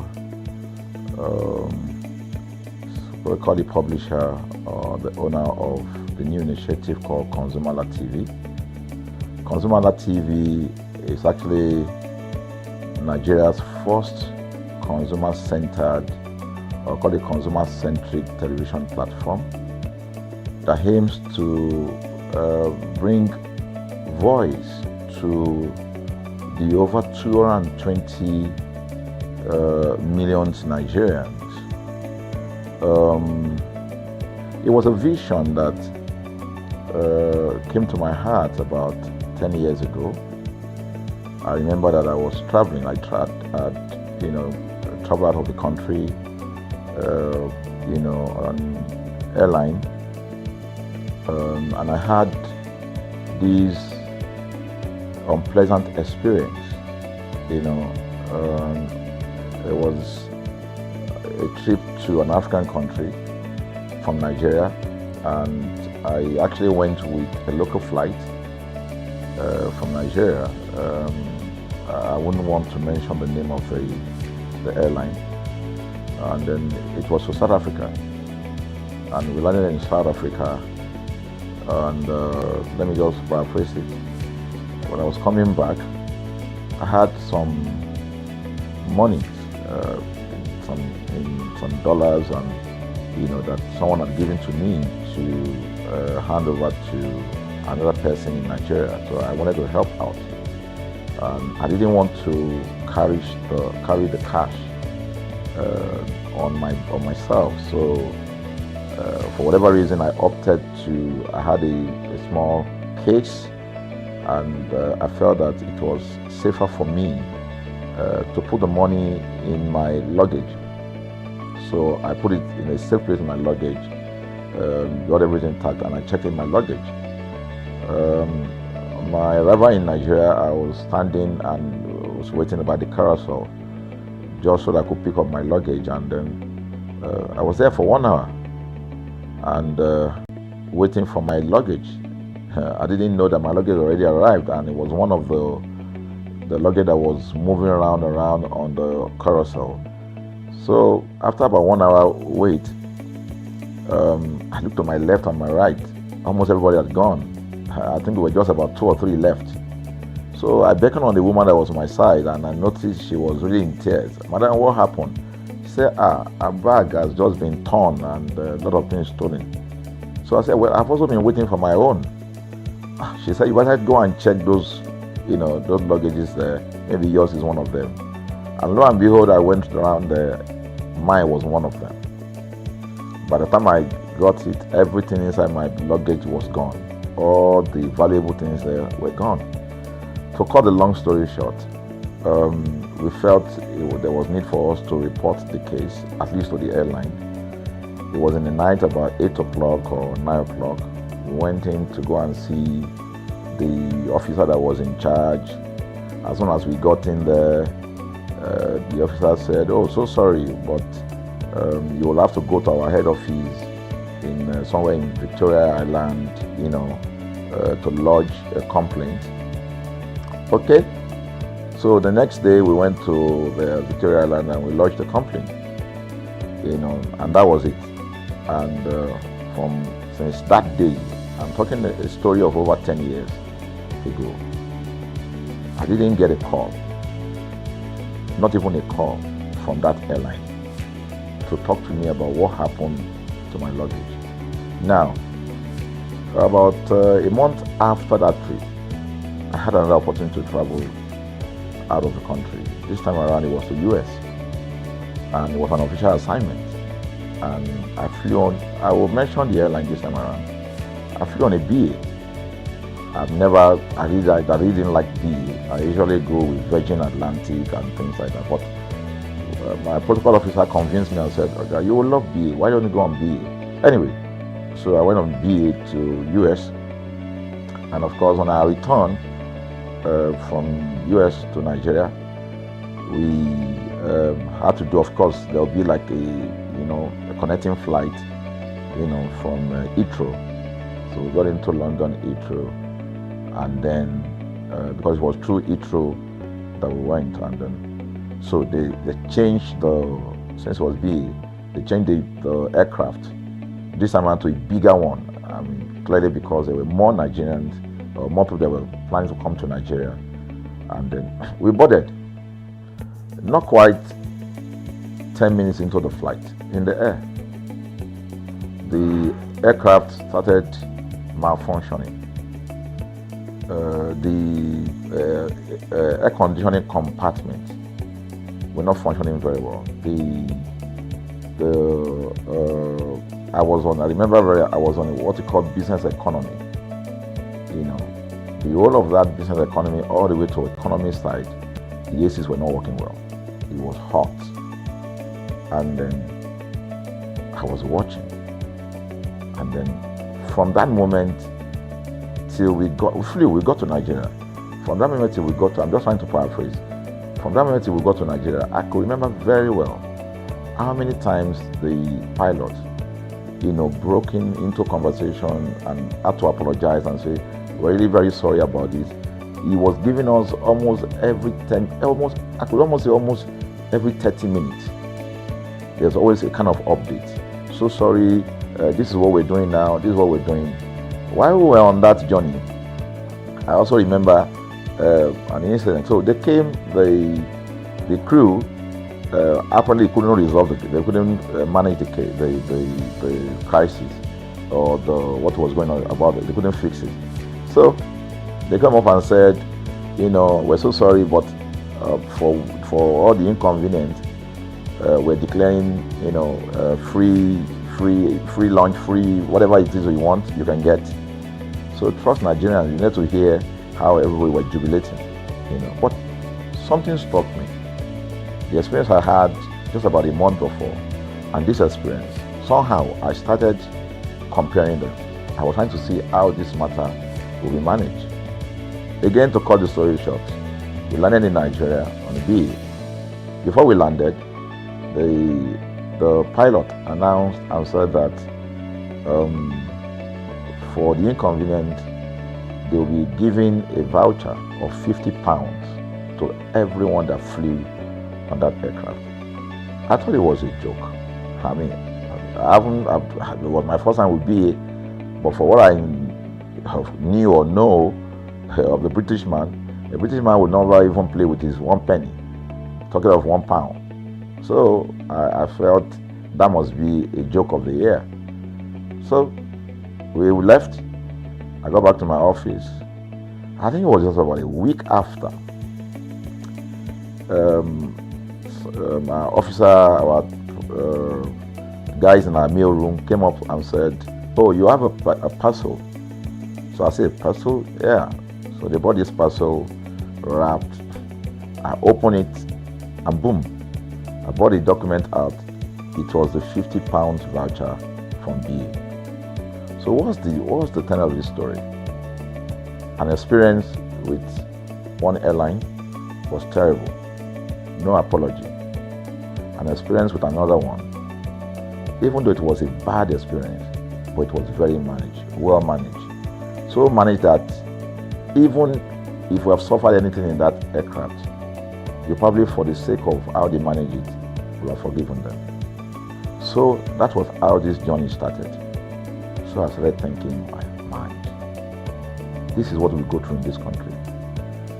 But are we different from other nations? So God put in my heart the idea of ConsumerHalla. That's why the Halla came with consumer. And we started that journey about 10 years ago. We started by creating a platform called ConsumerHalla, where consumers, so I discovered that Nigerian consumers don't have a voice. So things happen, and that's it. We live with everything. So we've started the journey from creating the platform. We have an app, we even have a magazine, and we thought we could move it from that to the next stage, which is the television. So the TV today, has come.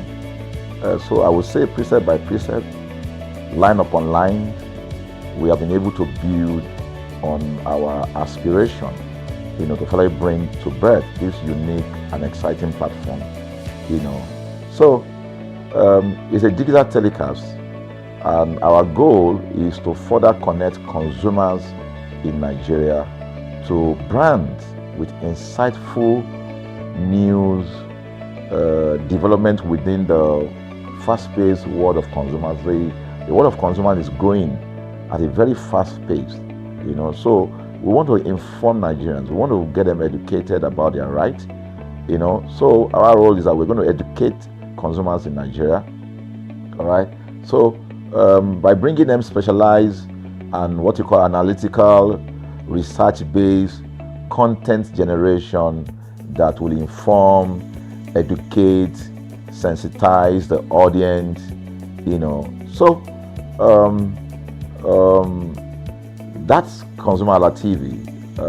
So I call it an offshoot of our ConsumerHalla brand. ConsumerHalla brand actually was the first we call it the first complaint or consumer complaint resolution portal. When we started it about 10 years ago, or about 7 years ago, it became the first complaint resolution portal.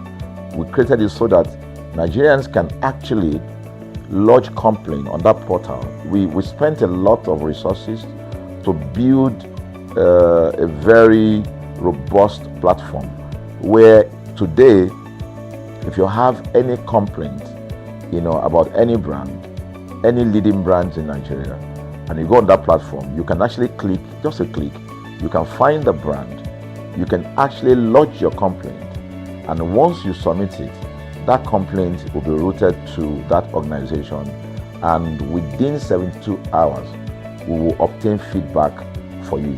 We build it in such a way that we have connection to almost all the organizations, and it's been working. We've resolved several complaints for people without having to charge them any penny, because the idea is not to charge. So what we have done with ConsumerHallaTV is to take it to the next level. So we hope to change the narrative. We want to give the right direction. Nigeria has the largest consumer market in the world, with a population of over 220 million people. Why should we be the one that is suffering the most? Everywhere you turn to, it's as though Nigerian consumers don't have a voice. you're traveling, you buy a ticket. For whatever reason, an airline will wake up middle of the night,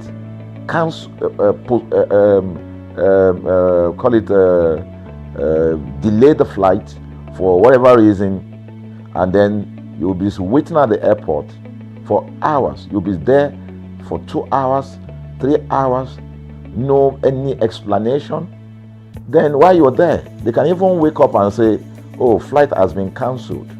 So everybody carry their luggage and go home. Nothing happened. Of course, things are changing. We must commend government because government is beginning to wake up, but there's still a lot to be done.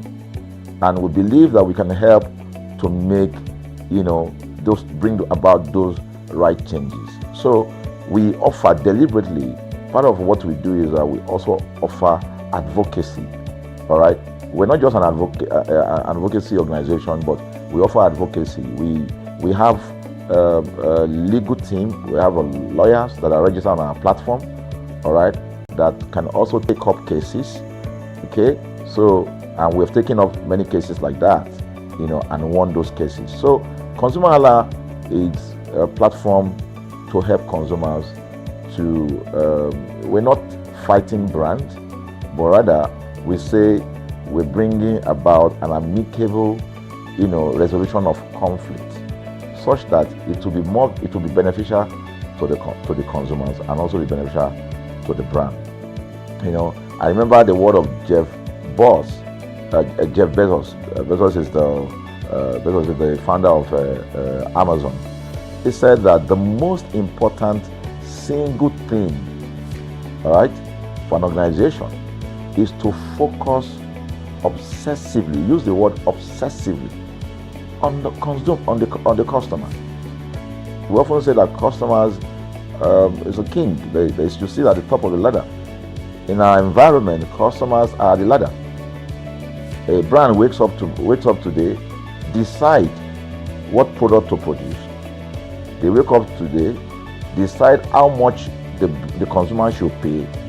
They wake up to decide everything for consumers. So consumers are just at the receiving end, and yet they are milking the consumers. There's no price regulation in this country, none. People just wake up and fix prices. Look at the power. Government wakes up, we change policy, we wake up and we get people to pay more. We think it's time for consumers to begin to speak out. In speaking out, in engaging, we can get the brand to begin to do what is right. And of course, I know that the consumers themselves need to be educated. So our role, our vision also is to ensure that we educate consumers, we bring awareness.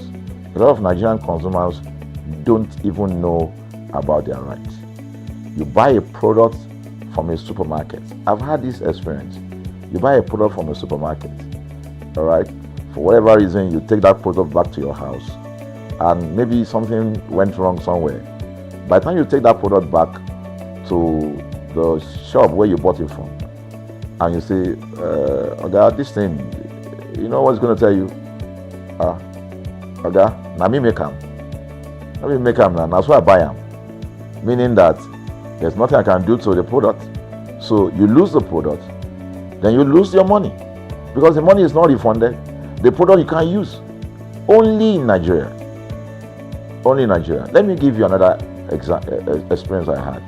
In the course of this, because I went around, in doing this. I was in US, I was in UK, I was in South Africa, I was in Germany, just because of this, to just study the environment.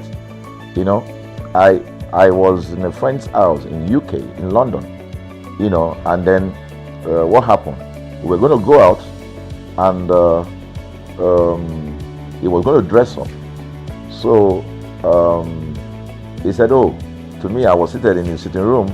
So he said, oh, wait a minute, I picked up an iron, that's the present iron, 2 days ago or so from a store. Oh, let me try this, let me just try and use that to iron my shirt and we can go out. So I was seated, the TV was on, I was watching. While I watch him, he brought out the pressing board, spread it out, brought the iron out in my presence, plugged in the iron, and then as soon as he switched on the power button, we just had a spark. Boom! Ooh. The guy was raged. Then he goes, What just happened? So he said, No, these guys are in trouble. They're in soup. I was thinking, what are you going to do? I was trying to compare that experience to what would have happened in Nigeria. In my presence there, he opened the pack. There was a card inside it. Inside that card was a call, number to call. And he called the shop or wherever he got the thing from. I was hearing the conversation that was going on. And all he said to them on the phone was, look, by the time he even called, clearly because they already, through the call, they could trace where he was calling from and who was calling. He said, I picked up this number, I picked up this iron yesterday, and guess what? I just plugged it to power, and then this thing just, stopped, didn't work. At the other hand, I could hear the voice, oh, we're so sorry. We're sorry about that. And they said, this is your address, yeah? Don't worry, we'll get you a replacement. All right. So my friend handed the call and dropped the. So I said, so what's going to happen? He said, don't worry yourself now. Shebi, we're here. They will bring a replacement. I said, they will bring a replacement. He said, yes. I said, they won't even try to check whether it was your fault, because it could have been your fault. Maybe you didn't do something well about the first. No, it can't be his fault now. Shebi is a brand new item that he bought. While we were still talking, in fact, I'm not even sure it was up to 30 minutes or so. We had a knock on the door. He himself said he must be the dispatch person. By the time he opened the door, it was a dispatch man that was on the other side. And then the dispatch man was at the door. Just watch this. Was at the door.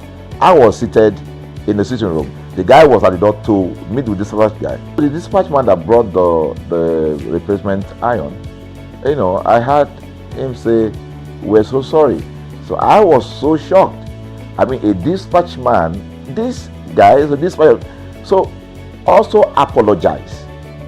I was so touched by it that even a dispatch man was so trained, to tell the guy, we are so sorry. And guess what? He brought the replacement iron. By the time my guy opened the iron, it was a bigger size iron. So they replaced with a bigger size iron. The guy never asked for the one that went bad. He didn't say, okay, where is the other one that we gave to you, so that he could take it back? No, he just bought a new one and gave it back. So I asked my friend, I said, can you interpret this to me? He said, here in London, if they didn't do this, they know the next thing I would do. So I'm just going to grab a lawyer. And I'm going to tell them they've destroyed something in my house. By the time I'm done, they will pay through their nose. Because the consumers are conscious of their rights. In Nigerian consumers, even those who are aware, won't even take the battle up. Everybody just go, what can we do now? Today they wake up and ban this. What can we do now? So we're going to change the narrative. We ask you to join us on this journey. ConsumerHallaTV will drive engagement. It will also be there to help to promote brands that are doing what is right. So we're not out to criticize any brand. Rather, we have to complement what the brands are doing, because there is no organization that or a business that was set up to fail. Nobody set up a business to fail. So there are just gaps that needs to be fixed. So together we can fix things. Together we can fix things, and together we believe that we will. And together we believe that we will create the right story. Create the right story for consumers in Nigeria. Thank you very much.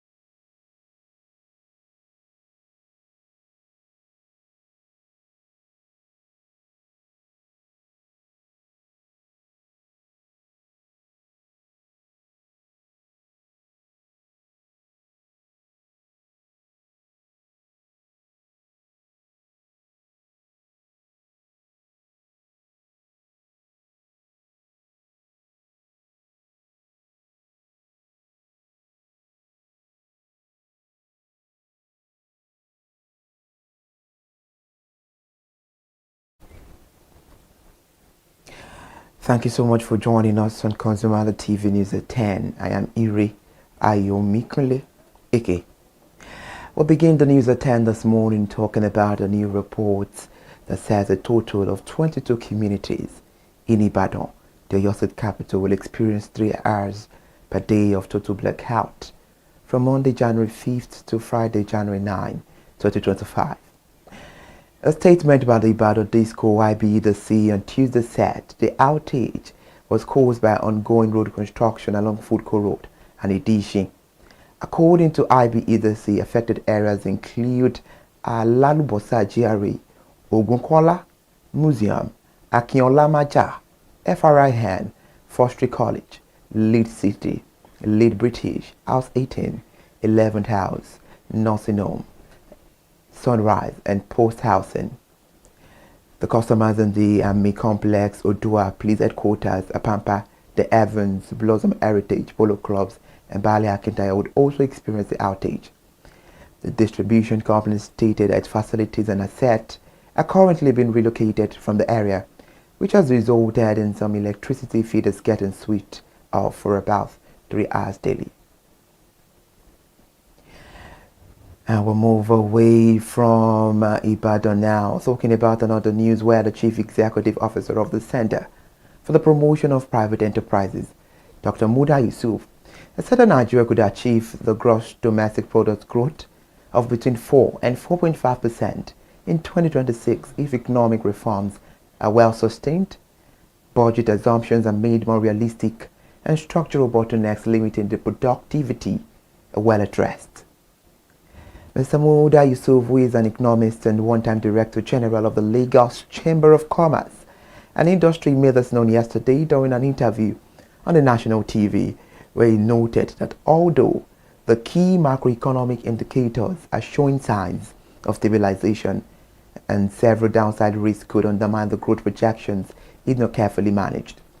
He identified oil price volatility, the geopolitical tensions, security challenges, and controversies surrounding tax reform as major risks, stressing the need for caution in fiscal planning.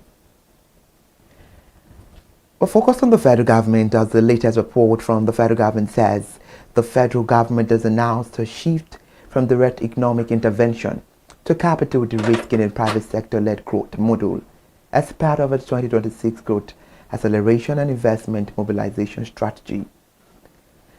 The new direction was disclosed in a statement by the Minister of State for Finance, Dr. Doris Uzokanite, who said the strategy is aimed at unlocking a large-scale domestic and foreign private capital by lowering the investment risk, removing policy distortions, and strengthening the execution discipline across key sectors of the economy.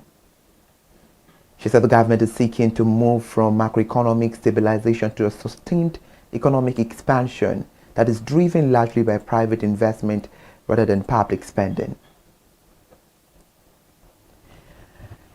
Now the Dangote Petroleum Refinery has warned that petrol pump prices could rise to as much as 1,400 naira per litre if Nigeria relies solely on fuel imports, stressing the large-scale domestic refining has become a critical stabilizing force in the downstream petroleum market. The refinery gave the warning on Monday while dismissing reports that it was shutting down for maintenance, describing the claims as false, misleading, and deliberately circulated to justify another increase in pump prices. In a statement, the refinery said, "The recent price movement further highlight an uncomfortable reality. In the absence of the Dangote Petroleum Refinery, the few importers would continue to operate without restraint, alongside with petrol prices potentially escalating to levels estimated at up to 1,400 naira per litre in a post-subsidy environment. The refinery operations have therefore served as a critical stabilizing force in the downstream petroleum market." We're still talking about petroleum, but right now in Abuja, where the Nigerian National Petroleum Company Limited has reduced the pump price of premium motor spirit, also known as fuel, as its retail outlet, lowering the price to 815 naira per litre in Abuja. Newsmen who monitored filling stations across the Federal Capital Territory observed that the new price represented 20 naira reduction from the previous rate of 835 naira per litre sold at all the NNPC outlets. The revised price was implemented at NNPC filling stations located at Lugbe, Wuse Zone 4 and 6, along the Kefi Abuja Road as well as on the Kobwa Expressway. Despite the latest reduction, NNPC pump price remains 79 naira higher than the 739 naira per litre currently sold at the Dangote refinery-backed MRS filling stations nationwide. Check by journalists showed the wide price disparities across retail outlets in Abuja on Monday. And as we move away from Abuja now, we are in Castina as a news say part of the Castina metropolis were thrown into darkness following a fire incident involving the 15 MVA power transformer at the IBB Way injection substation. The Kano Electricity Distribution Company made us known. And the public notice issued on Monday by the head of corporate communication at KEDCO, Mr. Sani Bala, said that this co is been affected by the fire incident at 15 MVA TR3 power transformer at the IBB Way injection substation and occurred in the late hours of Sunday on the 4th of January 2026. Also reading on the news, the Electricity Distribution Company said the cause of the fire outbreak had yet to be determined, noting that its technical team had been deployed to the site to investigate the incident and assess the extent of the damage. Meanwhile, KEDCO explained that affected areas were isolated as a safety measure to protect lives and property, adding that the outage impacted several parts of Castina metropolis. We move away from Castina now. It's good to be back again here, talking about the federal government again, as the federal government has inaugurated a joint implementation committee to oversee the training and certification of 1 million Nigerians in digital literacy and emerging technology skills. The committee was inaugurated in Abuja yesterday by the Secretary to the Government of the Federation, Mr. George Akume, and it was represented by the Permanent Secretary of the General Services Office of the Secretary to the Government of the Federation, Ibrahim Kana. Mr. George Akume said the committee would also be responsible for planning and organizing a national digital literacy conference as part of a broader effort to deepen human capital development and support Nigeria's digital transformation agenda. A new report says 100 trillion naira in market capitalization driven by strong early year gains and broad investor participation across sectors. They say the milestone is attributed to regulatory reforms under the Investment and Security Act 2025, which strengthened the SEC supervisory enforcement and investor protection framework, restoring confidence and market integrity. SEC plans to build on this progress to enhance the digital surveillance, investor education, and innovative products like green bonds and REITs, reinforcing the capital market role in mobilizing the long-term capital for economic growth. The electricity distribution companies in Nigeria generated about 570 billion in revenue in the third quarter of 2025, and this reflects the improved billing and collection efficiency across the power sector. This is according to information contained in the Nigerian Electricity Regulatory Commission for the third quarter of 2025 report. The figure showed that while revenue performance improved compared to the previous quarter, significant collection gaps and structural challenges remain within the Nigerian electricity supply industry. NEC disclosed a Disco percent market share, narrowly edging Hollywood's 48.8%, while Ghana and Liberia accounted for the remaining 7.2%. The average ticket price stood at 5,596 naira, showing the strong appetite for cinema despite the ongoing economic pressure. Leading the charge in 2025, Fame One Entertainment emerged as the highest grossing distributor pad by the comedy drama Behind the Scenes, which has amassed 1.77 billion and remains in cinemas. Hollywood top performers included action-packed franchises such as Sinners, with about 775.8 million naira, Superman with 493 million naira, and Mission Impossible: The Final Reckoning. To wrap on the news this morning, thank you so much for joining us. Join me live by 12 for the media news.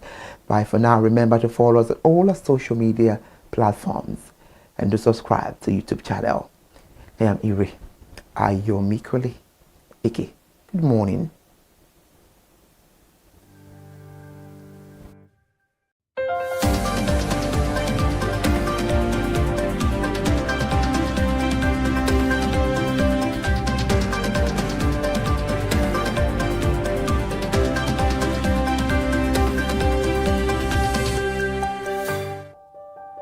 Hey there, do you know in the world today, everyone is a consumer, and as consumers, we all have the right to be heard. In Nigeria today, as a consumer, you have all right to product information, right to fair pricing, right to return goods, right to product labeling, right to fair dealings, and a lot more. Well then, have you heard about the new media channel? ConsumerHallaTV. ConsumerHallaTV.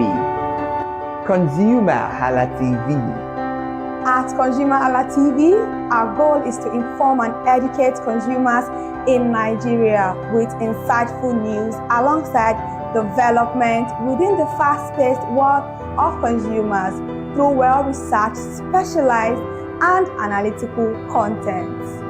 Our vision at ConsumerHallaTV is to create an engaging platform that provides right connections for meaningful brands in Nigeria, thus creating a more caring world for consumers where business thrive.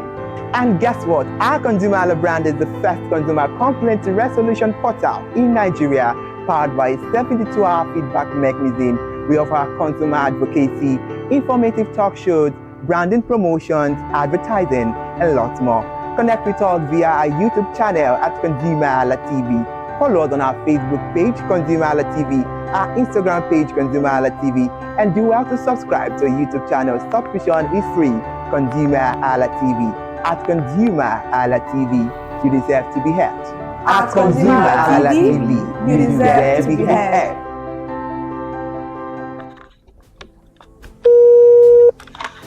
Hello consumers, you have the right to be heard, absolutely. So join us on the conversation, share your brand experience, where you tell us all your experiences about brands on the outer world via our YouTube channel every Wednesday from the hour of 4:20 to 5:20. You can watch us via our YouTube channel, ConsumerHallaTV, and subscription is free. Follow us on all our social media platforms, ConsumerHallaTV. Share your brand experience. It's about storytelling. It's about experiences. Hello consumers, you're welcome to another exciting episode of Consumer Voice on ConsumerHallaTV. I am Matilda Omenai. As you already know, Consumer Voice is a show where we'll be visiting different places in Lagos to check out people's preferences, hear what the consumers have to say about different leading brands that they make use of. Hello, it's your boy here, Iremofeko Foworola, and you know what? They call me the AUF General Overseer. Every day is a blessing and it is meant to be enjoyed maximally with AUF packages that put a smile on our faces. And guess what? That is why this show AUF is for you. You can get to know about trendy market slashes, promos, offers, and juicy deals that put a smile on your faces, and you can always enjoy them maximally. And you know one thing that is so interesting about this show? It is a blend of English and Pidgin. As I dey run you English, now I go dey marry am with Pidgin, may go make am spicy. So catch me every time on the show to enjoy more about trendy AUF packages. Peace. Public service announcement. Hello consumers, I am Kikelomo Ajibola and welcome to the Scam Alert segment on ConsumerHallaTV. Scam Alert educates viewers about various scams affecting consumers. We learn tips on how to identify fraudulent activities and provide advice on protecting our personal information. We aim to raise awareness and empower viewers to avoid falling victim to scams. We cover various topics such as phishing, identity theft, fraudulent investment schemes, and many more. You want to catch up on how these scammers invade our lives? Join us every Tuesday by 12:30 p.m. for Scam Alert on our YouTube channel at ConsumerHallaTV. Subscription is absolutely free. And in case you're not following us across all our social media platforms, follow us on Instagram, Facebook, X, TikTok at ConsumerHallaTV. Don't say I didn't do anything for you this 2025. Bye. Welcome to In the Marketplace. We are taking you on a journey behind the scene of Nigeria's most vibrant market. From the sights and sound of the market to the stories of the people who makes it thrive. We will be sharing the untold stories that brings this market to life. Join us as we explore the history, challenges, and triumphs of the market vendors. We will dive into the daily lives of the people who call market home and uncover the secret that makes this market special. You will get to see the passion, energy, and dedication that goes into making this market success. Tune in to be In the Marketplace on ConsumerHalla TV on Thursday by 11 a.m. to experience the sight and sound. Don't forget to follow us on all our social media and on ConsumerHalla TV. I am Elizabeth Abefe. Hello fellow consumers, are you looking for a program where we give analysis about brand and a program where we project the voice of the consumer? Join my team and I on Consumer Analytics and Resolution Box by calling on the program to get your issues resolved. And in case you are wondering where Consumer Analytics and Resolution Box will be showing, please join us on our YouTube channel at ConsumerHallaTV. Subscription is free by 2 p.m. to 4 o'clock p.m. every Mondays and Wednesdays. Consumer Analytics and Resolution Box will be airing and will be here to provide you any information on brands and also issues that you have pending for us to resolve. Also follow us across all our other social media platforms, Instagram, Facebook, X, TikTok at ConsumerHallaTV. And that is why at ConsumerHallaTV, you deserve to be heard. Hi everyone, I am Iri Ayomikunle Eke. Join me live on Perspective every Mondays to Friday from the hour of 9 to 10, where we have meaningful and engaging conversations about all the burning and pressing issues making the round. Issues related to our economy and consumers. It's conversing, it's relatable, it's beyond interview. We have expert analysts who gives updated analysis about all aspects of a conversation. Join the moving train by subscribing to our YouTube channel, ConsumerHalla TV, and do well to follow us on all our social media platforms, ConsumerHalla TV. Stay informed. Thank you. I am Matilda Omenai. As you already know, Market Today is the show where we visit different markets across Nigeria, Lagos, to check out the prices of different things, ranging from household items to foodstuffs to cosmetics, electronics, every other thing. In a world of hustle and bustle, entertainment keeps us alive, and that is why at ConsumerHalla TV, we ensure you enjoy all around 360-degree entertainment program. Screen Time is the show for you, where you enjoy top 5 countdown, celebrity of the week, exclusive interview, and other segments. Don't mind him, he's just a jealous person. Oh, His new movie release, update, and Screen Time.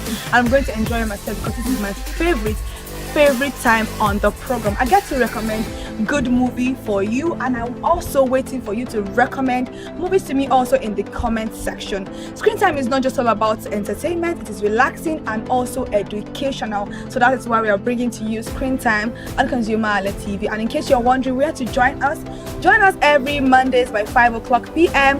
at ConsumerHalla TV on our YouTube channel. Subscription is very, very free. And in case you have not followed us across all our social media platforms, please do so. We are begging you, on Instagram, Facebook, Twitter, and also TikTok at ConsumerHalla TV. What are you waiting for? Click on that follow and subscribe right now. And from the I to the R to the E to the M to the F to the E, my name is Iremofe Koforola, the man always clothed in wealth and strength. And I am Kikelomo Ajibola. Toodles!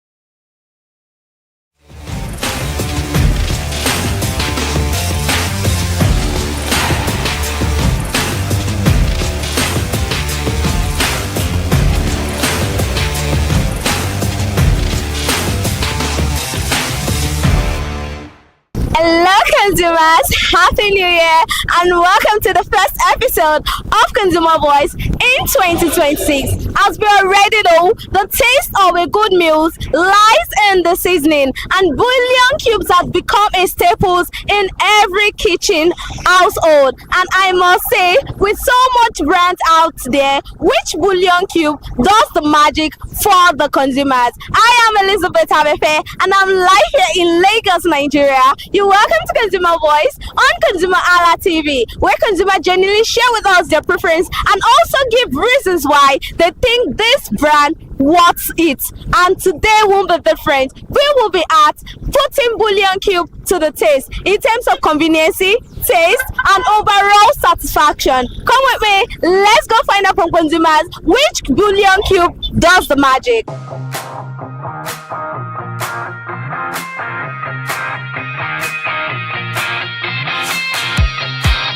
Good morning, sir. Yeah, good morning. How are you? I'm good. Okay, so Happy New Year. Same to you. How do you feel? It's what's it called? It's an opportunity we get to being alive to celebrate New Year. So we thank God for it. Okay, so now do you cook? Honestly, yeah, I do. So which bouillon cube do you use in cooking? I use no. No. For how long have you been using no? Since I started cooking, so I've been using no. Are you serious? Yep. Okay, so why then do you prefer no? I just prefer the taste. I like the taste, the aroma, and everything. So apart from no cube, which other bouillon cube do you know apart from no? I think I still prefer star. Are you serious? Yeah. Okay, so how do you know about this no cube? It's what I think my parents using right from when I was giving birth. So I developed interest from it, so I started using it. So and I like the taste, so that's why I keep on using it. Okay, so what are the favorite meal you use? You use no cube with? Maybe you are preparing vegetables, advocacy, normal stew, sauce, and all the rest you get. Don't tell me all these stew that you make mention of, you know how to cook them. Honestly, yeah, I do. Are you serious? Yeah. So how well will you rate yourself as a cook? Maybe like 70-80%. That is nice. Okay, so why do you like what makes no cube different? You already said the taste and all of that. Yeah. What other thing makes them stand out? Be the brand, the way they've developed themselves right from time. So it's a good brand. So and a lot of people do patronize them, use them for cooking, like conventional cooking. Okay. So I just like them, Okay, so how expensive is it? I think it's 2,000 something per pack or so. Yeah, maybe 2,003. It varies. It depends on the area. But the one I bought, maybe it's 2,003 or 2,000. Okay, so is there anything you like this brand to improve on?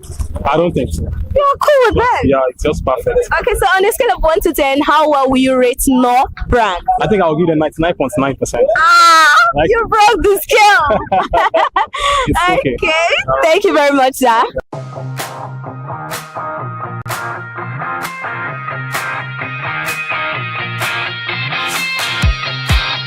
Good morning, ma. Good morning. How are you? I'm fine, thank you. I'm fine. Happy New Year. Same to you. So what is your name? My name is Faith. So how does it feel being in 2026? Feels amazing. Okay, so do you cook? Yes, I do. So which bouillon cube do you use in cooking? So I use no. So for how long are you using no? For a very long time now. Why do you prefer no cube? I would say it brings a very nice, a particular flavor to my food. Okay. Yes. So apart from no cube, which other bouillon cube do you know of or have you used? Okay, so I've used chicken flavor, Maggi also, yes. So then why stick to no? Have you tried the rest? Yes, I have. So why do you stick to no? So no just has a particular flavor I love bringing to my food. So talking about food, which how many food or which food have you cooked with this no cube?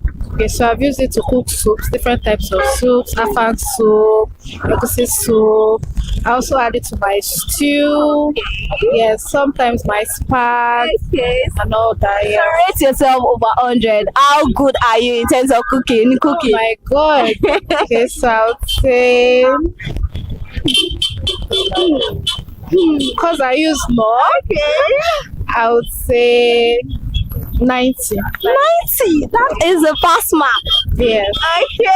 Okay. So how expensive is this no cube to you? It's quite affordable. It's quite affordable. Yes. Is there anything like this brand to improve on? For now, I would say no, because they've been consistent right from time. So I'll say yes. Okay, for now. So how did you get to know about this Knorr cube? From my mom. So it was passed down to you. Passed down. And then you're not ready to forgo these secrets? No. Okay, thank you very much, Ma.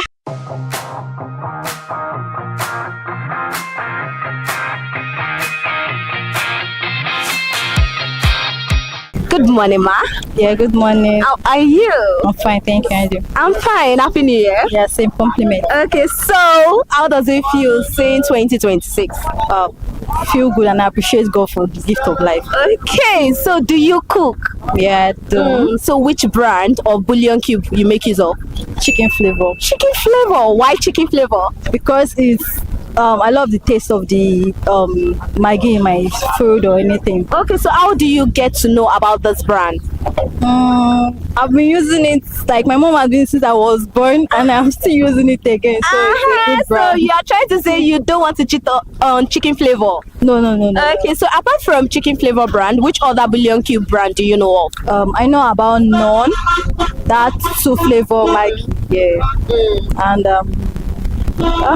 can't remember the rest. Okay, so what are your favorite meal to prepare with this chicken flavor?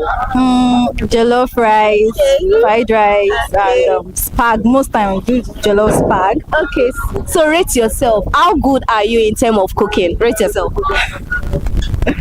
0. Are you serious? Yeah. 0? Yes, because I'm not that perfect in cooking, and I cannot say I'm perfect. So you're trying to tell me that when people taste your meal, they don't appreciate or comment? They do appreciate me. I love the people that please don't appreciate me, but always condemn me. If I can improve more. Okay, so but to you now, your taste, you're rating yourself 0. Okay, let me just rate myself 5 out of 10. 5 out of 10. Well, that's not bad. Okay, so is there anything you like chicken flavor brand to improve on? They should improve on their cube and how many is inside, and also their flavor these days is no longer the flavor I know before, so they just improve more about that. Okay, so on a scale of 1 to 10, how well will you rate chicken flavor brand? Before I can rate them 100 over 100, but now let me just rate you 80 over 100. 80 over 100 is not that bad. Yeah.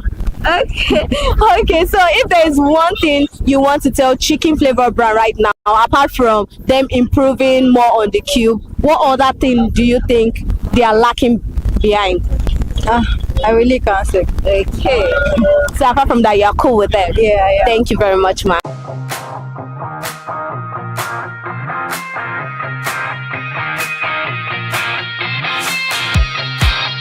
Good morning, ma.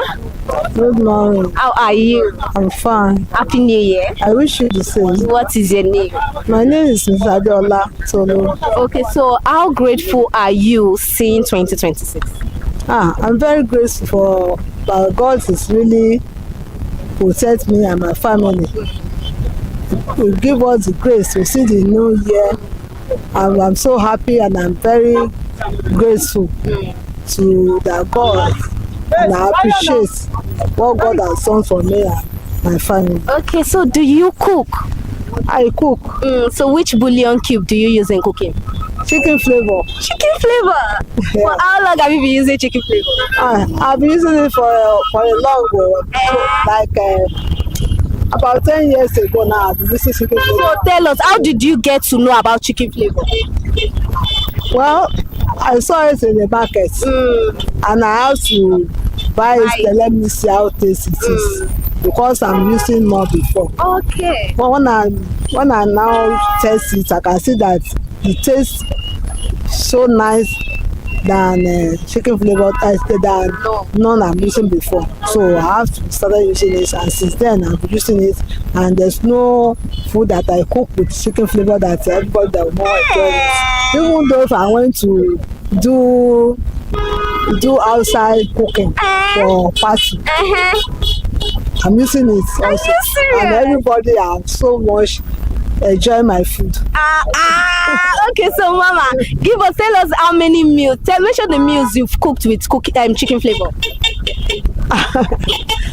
I cook it with jollof rice. So, efo. I cook stew. So even if I use it, if I use spices my chicken and meat. So it's giving good taste. Okay, so I want you to demonstrate. And the flavor itself is so nice. Demonstrate how you're always sprinkling that seasoning cube in your food. Just use your hand to demonstrate it.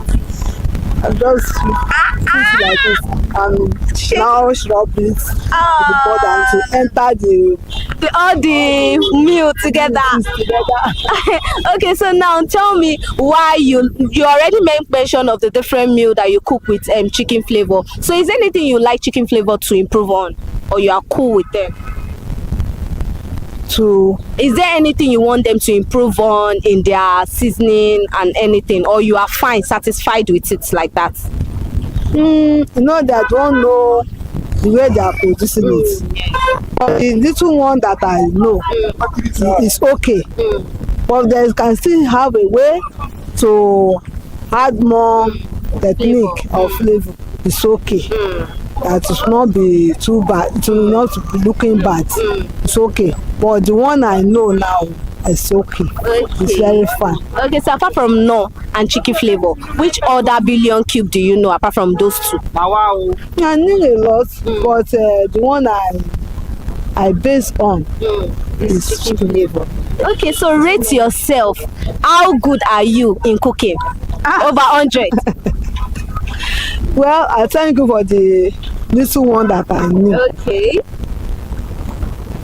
I used to do olokpo. So Mama is a chef. Yes. Okay. So, and I used to go everywhere to cook. Wow. Not in Lagos alone. So I go outside the Lagos also to cook food for people. And I thank God is using people to patronize me. And I enjoy my food. So. Thank you very much, Mama. Thank you.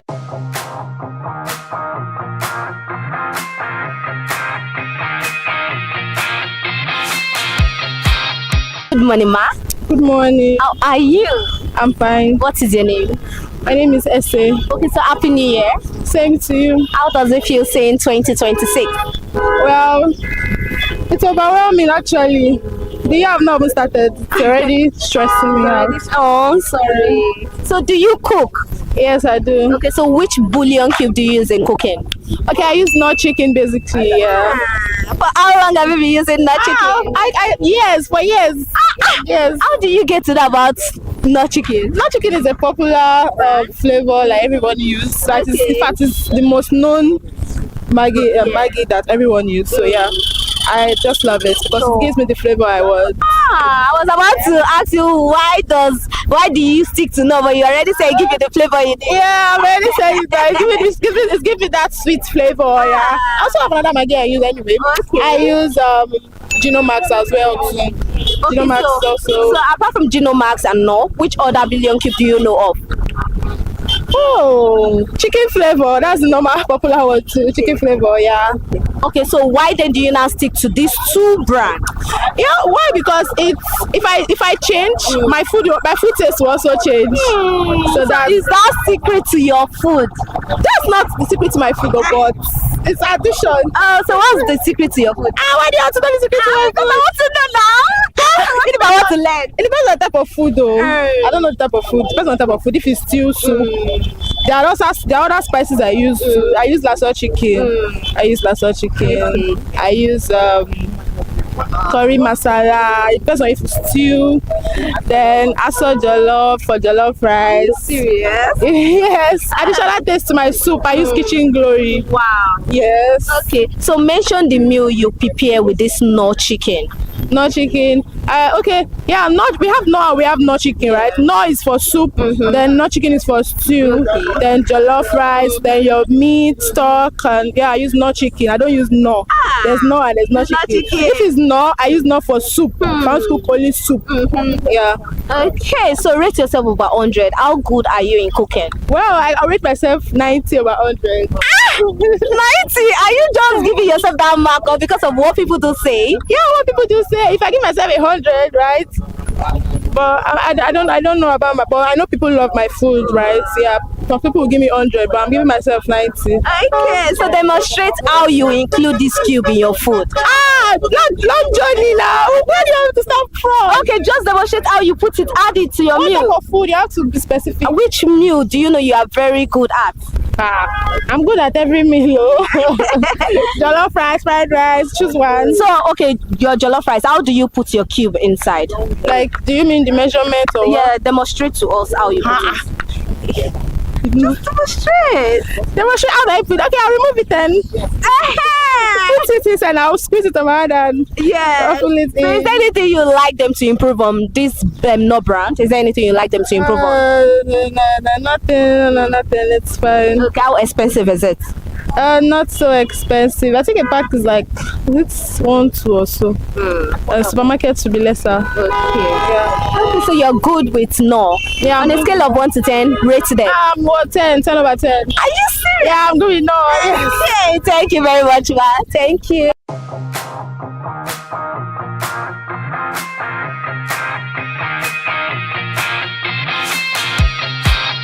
Happy New Year. I wish you the same. So what is your name? My name is Mrs. Lau Shepikon. Okay, so how does it feel seeing 2026? It's a pleasure. We thank God seeing it in good health and in sound mind. Okay, so do you cook? Yeah, I cook. Which bouillon cube do you use in cooking? I use Gino. Gino cube? Yeah. For how long have you been using Gino? It's not quite long. I normally use not chicken before. Okay. As there was a time I can't get no chicken. I now ask them to give me Gino. But when I tested, I realized Gino is a fine product. Okay. So you just went to the market, then you cited it and decided to try the Gino, right? It's not that I went to the market. Okay. It's around. I just sent my son that I should go. I said the woman said she doesn't have my favorite. So and I said, you should try this one, and he said it's okay since I've been. And I said, wow, it's okay. It's okay. Since then I've been using it. Okay, so apart from No and Gino, which other bouillon cube brand do you know of? Chicken flavor too is good. Okay, so which meal was your favorite meal to make with all this Gino brand now? What meal do you use in making? There's no meal I don't use. Make mention of some for us. Especially spaghetti. With the Sonia, tomato, pepper and onion. Okay. No, forget You're good to go. You're good to go. So rate yourself as a cook. Rate yourself over 100. How perfect are you in cooking? Every woman will tell you that I'm a good cook. I'm the best in the kitchen of my husband. Okay. So I give you 80%. Well,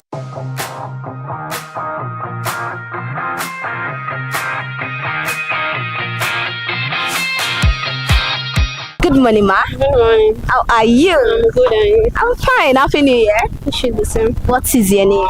Agnes. Okay, so how does it feel saying chapter 2026? Feel great. Actually, I'm very happy to be here. Okay, so do you cook? Yeah. Okay, so which bouillon cube do you use in cooking? Terra. Terra. Why Terra? Because I love it. I like the aroma. Yeah, this taste is very good. So apart from Terra, which other bouillon cube do you know of apart from Terra cube? I think Star. Have you used Star before? Yes. So why do you switch from Star to Terra?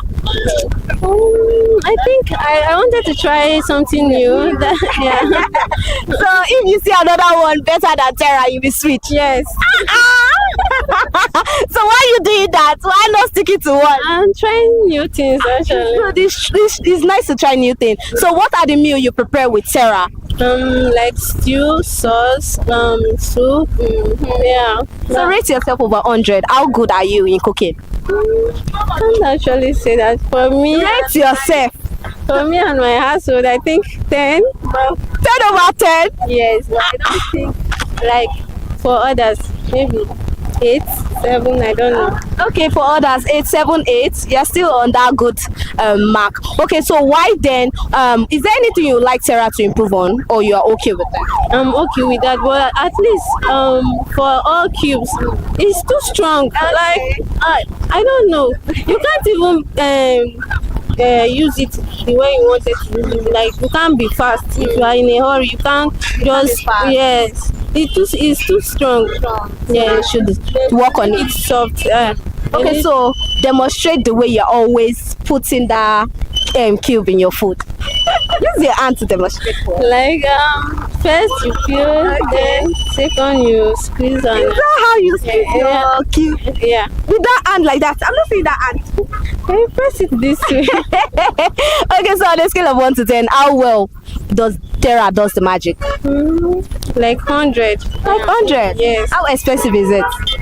I think the price is okay. Yeah, it's okay. Okay, thank you very much, ma.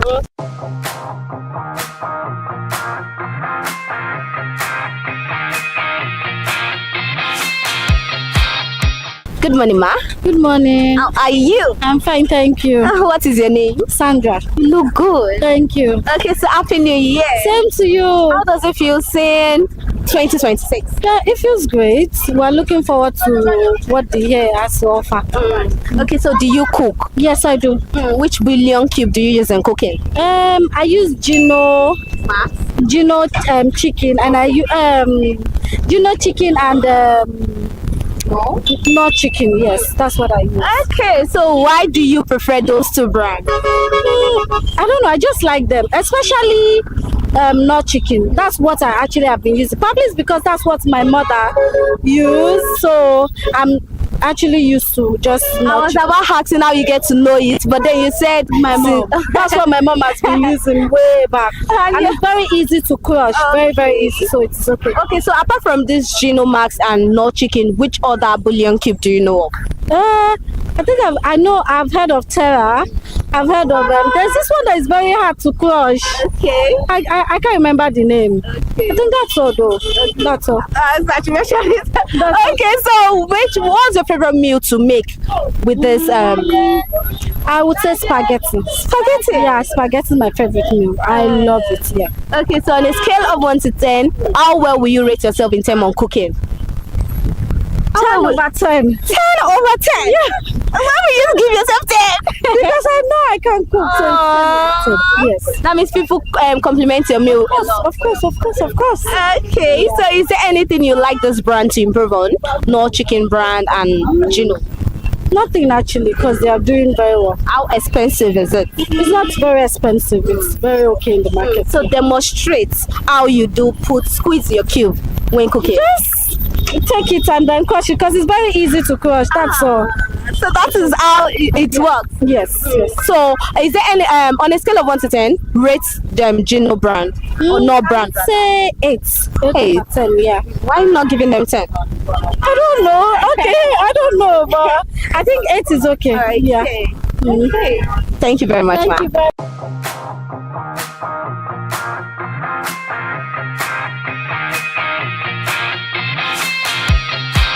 Good morning, ma. Good morning. I am fine. How are you? I'm very well, thank you. You look good. Thank you. So do you. Thank you very much. Happy New Year. Happy New Year to you. I wish you a great one. Amen. How does it feel seeing 2026? It's a great privilege.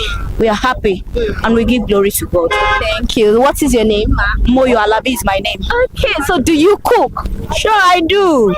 I'm a good cook. I cook every day. Are you serious? Seriously. Okay, so what's your favorite billion cube to use? I use Maggi chicken flavor and lasso. Lasso. So is there a reason why you prefer those two brands? I love it. I've been using it for years and I think I'm fine with it. Okay, so how do you come across these two brands? For the lasso, I saw it online. Yes. I was going to buy some ingredients and where I was standing, I saw it, but I didn't actually go for it. But later I saw it online and I said, okay, let me give it a try, and I did, and it's very well. So ever since you've been using it? I love it. So apart from those two brands, which other billion cube do you know of? No chicken. Royco. Though it's been old, it's an old product, but I know of Royco. I know Maggie chicken itself. Yes, this Maggie, Nestle Maggie. Okay. And many others. Okay, so what's your favorite meal to cook with this your billion cube? I'm an Ibadan woman. Okay. I do begiri and a way to it. Okay. So rate yourself over 100. How good are you cooking? I am 100 minus nothing. I love that. 100 minus nothing. 100 minus nothing. Try it. Okay. Try me. So demonstrate how you put your cube in the food. Just 2 fingers, like this. Bam. And it does Off we magic. go. Okay. Off we go. Is there anything you like this brand to improve on? I think I'm fine with them. How expensive is it? No, it's not expensive. With 4 pieces, 4 cubes. You're good to go. Yeah, 100 naira for 4 cubes. That's fine. What about the availability? Is it easy to find? There is easy access. You get it everywhere. It's available everywhere. Yeah. So if there is one thing you have to tell the brand owner right now, what would that be? What do you have to say to them? They are doing well. They should keep up the momentum. Okay. Thank you very much, ma.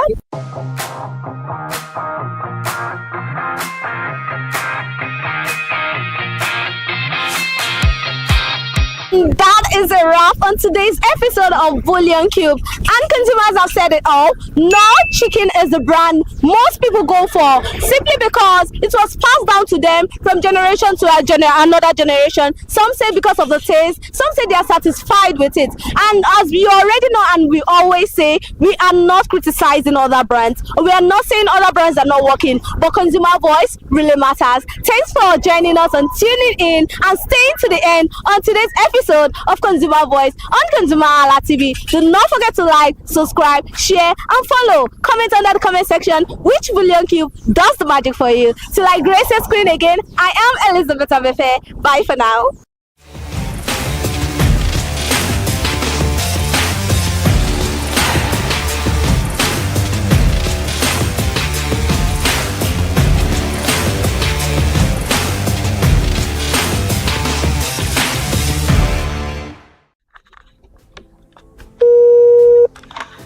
Hello consumers, you have the right to be heard, absolutely. So join us on the conversation, share your brand experience, where you tell us all your experiences about brands on the outer world via our YouTube channel every Wednesday from the hour of 4:20 to 5:20. You can watch us via our YouTube channel ConsumerHallaTV, and subscription is free. Follow us on all our social media platforms, ConsumerHallaTV. Share your brand experience. It's about storytelling. It's about experiences. Hello consumers, you're welcome to another exciting episode of Consumer Voice on ConsumerHallaTV. I am Matilda Omenai. As you already know, Consumer Voice is a show where we'll be visiting different places in Lagos to check out people's preferences, hear what the consumers have to say about different leading brands that they make use of. Hello, it's your boy here, Iremofeko Foworola, and you know what? They call me the AUF General Overseer. Every day is a blessing and it is meant to be enjoyed maximally with AUF packages that put a smile on our faces. And guess what? That is why this show AUF is for you. You can get to know about trendy market slashes, promos, offers, and juicy deals that put a smile on your faces, and you can always enjoy them maximally. And you know one thing that is so interesting about this show? It is a blend of English and Pidgin. As I dey run you English, now I go dey marry am with Pidgin, make am spicy. So catch me every time on the show to enjoy more about trendy AUF packages. Public service announcement. Hello consumers, I am Kikelomo Ajibola and welcome to the Scam Alert segment on ConsumerHalla TV. Scam Alert educates viewers about various scams affecting consumers. We learn tips on how to identify fraudulent activities and provide advice on protecting our personal information. We aim to raise awareness and empower viewers to avoid falling victim to scams. We cover various topics such as phishing, identity theft, fraudulent investment schemes, and many more. You want to catch up on how these scammers invade our lives? Join us every Tuesday by 12:30 p.m. for Scam Alert on our YouTube channel at ConsumerHalla TV. Subscription is absolutely free.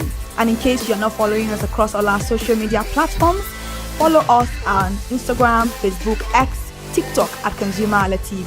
Don't say I didn't do anything for you this 2025. Bye. Welcome to In the Marketplace. We are taking you on a journey behind the scene of Nigeria's most vibrant market, from the sight and sound of the market to the stories of the people who makes it thrive. We will be sharing the untold stories that brings this market to life. Join us as we explore the history, challenges, and triumphs of the market vendors.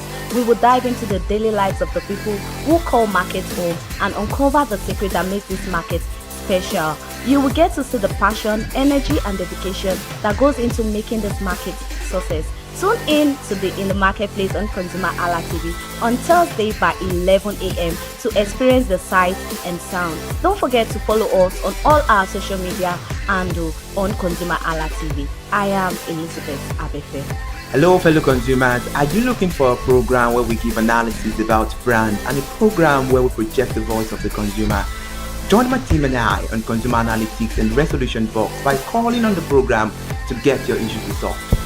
And in case you're wondering where Consumer Analytics and Resolution Box will be showing, please join us on our YouTube channel at ConsumerHallaTV. Subscription is free. By 2 p.m. to 4 o'clock p.m. every Mondays and Wednesdays, Consumer Analytics and Resolution Box will be airing and will be here to provide you any information on brands and also issues that you have pending for us to resolve. Also follow us across all our other social media platforms, Instagram, Facebook, X, TikTok at ConsumerHallaTV. And that is why at ConsumerHallaTV, you deserve to be heard. Hi everyone, I am Iri Ayomikunle Eke. Join me live on Perspective every Mondays to Friday from the hour of 9 to 10, where we have meaningful and engaging conversations about all the burning and pressing issues making the round. Issues related to our economy and consumers. It's conversing, it's relatable, it's beyond interview. We have expert analysts who gives updated analysis about all aspects of a conversation. Join the moving train by subscribing to our YouTube channel, ConsumerHalla TV, and do well to follow us on all our social media platforms, ConsumerHalla TV. Stay informed. Thank you. I am Matilda Omenai. As you already know, Market Today is the show where we visit different markets across Nigeria, Lagos, to check out the prices of different things, ranging from household items to foodstuffs to cosmetics, electronics, every other thing. In a world of hustle and bustle, entertainment keeps us alive, and that is why at ConsumerHalla TV, we ensure you enjoy all around 360-degree entertainment program. Screen Time is the show for you, where you enjoy top 5 countdown, celebrity of the week, exclusive interview, and other segments. Don't mind him, it's just a jealous person. Oh, His new movie release, updates, and screen time. I'm going to enjoy myself because this is my favorite time on the program. I get to recommend good movie for you, and I'm also waiting for you to recommend movies to me also in the comment section. Screen time is not just all about entertainment, it is relaxing and also educational. So that is why we are bringing to you Screen Time on ConsumerHalla TV. And in case you're wondering where to join us every Mondays by 5 o'clock p.m. at ConsumerHalla TV on our YouTube channel. Subscription is very, very free. And in case you have not followed us across all our social media platforms, please do so. We are begging you, on Instagram, Facebook, Twitter, and also TikTok at ConsumerHalla TV. What are you waiting for? Click on that follow and subscribe right now. And from the I to the R to the E to the M to the F to the E, my name is Iremofe Koforola, the man always clothed in wealth and strength. And I am Kikelomo Ajibola. Toodles!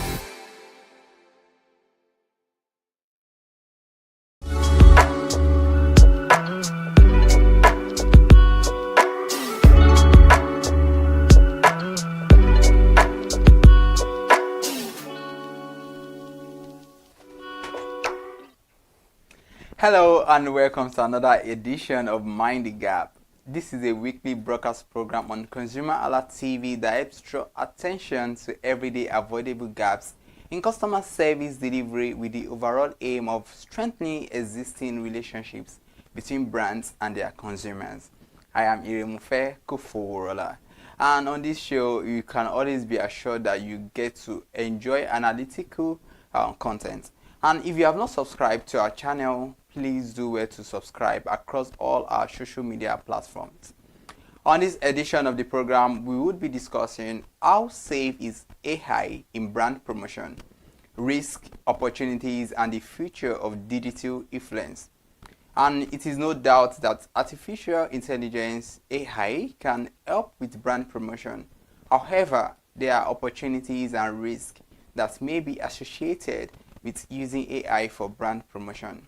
My guest today is Mr. Olanite Habidemi, who is the visionary founder of All and Tech, a passionate advocate for innovation and artificial intelligence in Nigeria. He is the driving force behind 9060 AI.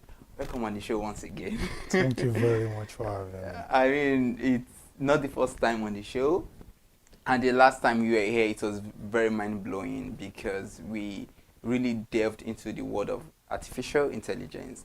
And we are still talking about that today because if you look at it, people have their concerns. You know, they know there are opportunities, but they are more concerned about the risk and safety about AI. But let's start with this. How can AI help solve everyday challenge in the world of tech? Thank you very much once again. And thank you for having me on our AI discussion at ConsumerHallaTV. So, artificial intelligence as a subset of technology has been something that has been a research work before now, and it has evolved over the years. And it's really not a new thing. It's just that research has really showcased it to be one of the biggest and the largest groundbreaking innovation from tech at large. And the power that artificial intelligence kind of boasts of now comes from what we call data science or data ecology. A scenario whereby human practice generally have this thing called data generation on a regular, that if you understand it, you can predict and you can forecast and give you this superpower, which is what push artificial intelligence to the brim of technology innovation as we have it now. So if you look at artificial intelligence from another angle, the depth that it has added to technology, it cannot be overemphasized, because the more we continue to generate data, the more we have our ability to predict the future. So out of everything that artificial intelligence is bringing to the table, the fact that it can make you use what you already know to have to some probability level of what you don't know is something that is going to reshape the future. And it has started reshaping the future from the now. So I would say artificial intelligence is going to continue to make technology to evolve beyond what we've seen now. This is just the beginning. We will get to know about some research that are coming out from the labs as we speak, whereby if it's possible for the giant and the players in the AI / technological advancement researchers to break through on what we call artificial general intelligence, then you will stay here at this studio and anything you want to know about yourself, you can know it on your phone. Wow. That's exactly where we are heading. So I would say in summary that AI has come to stay, and with the advent of AGI, which is like the AI that is going to come out if the research go accordingly, then the possibilities are limitless with volumes of data available and the ones we generate at that exponential rate. So that's what I'm going to say. Interesting one. I mean, it is safe to say that, okay, as humans, we evolve. And as we evolve, AI is also evolving. And you said something that was striking, that the more we generate data, the more we can predict the future. Because AI has really come to stay. And it's just like to say it is the future. But let's look at it this way. Many businesses out there, many brands out there, they're interested in brand promotion, and they just want to, maximally use AI. But they are not so certain of, okay, how safe it is. So, is AI safe enough for brands to, rely on using it for brand promotion or any promotional content? Thank you very much. That's a very ubiquitous question. It's a question that everybody wants an answer to. The risk associated with artificial intelligence. I will come by giving a general example. If we look at our immediate environment, you see all sorts of videos flying. And even people that are featured in those videos, sometimes they look at the video and say, no, I never did this. And it brings the risk of artificial intelligence to the poor view that, wait, if this thing continue to spiral unchecked, then there will be a misuse in artificial intelligence. That's exactly how it also applies to the brand. You don't want to wake up one day, you're a brand owner, and what your brand cannot do, you see a video advertising that your brand can do it. Nobody wants that. And that brings us to the safety associated with artificial intelligence. First of all, I'm going to say that everything ever invented by human beings have the positive and the negative. Let's use car for an example. If you buy your car and you don't follow the guidelines, it becomes unsafe. But if you follow the guidelines like the speed limits, the servicing data and all that, it becomes very safe. That's exactly how AI devices and tools also operate. They have their own guidelines, and with the effort that the regulatory bodies are putting in place now to ensure there is no abuse of AI, brands can adopt AI. In as much as you do what we call close AI. What do I mean by close AI?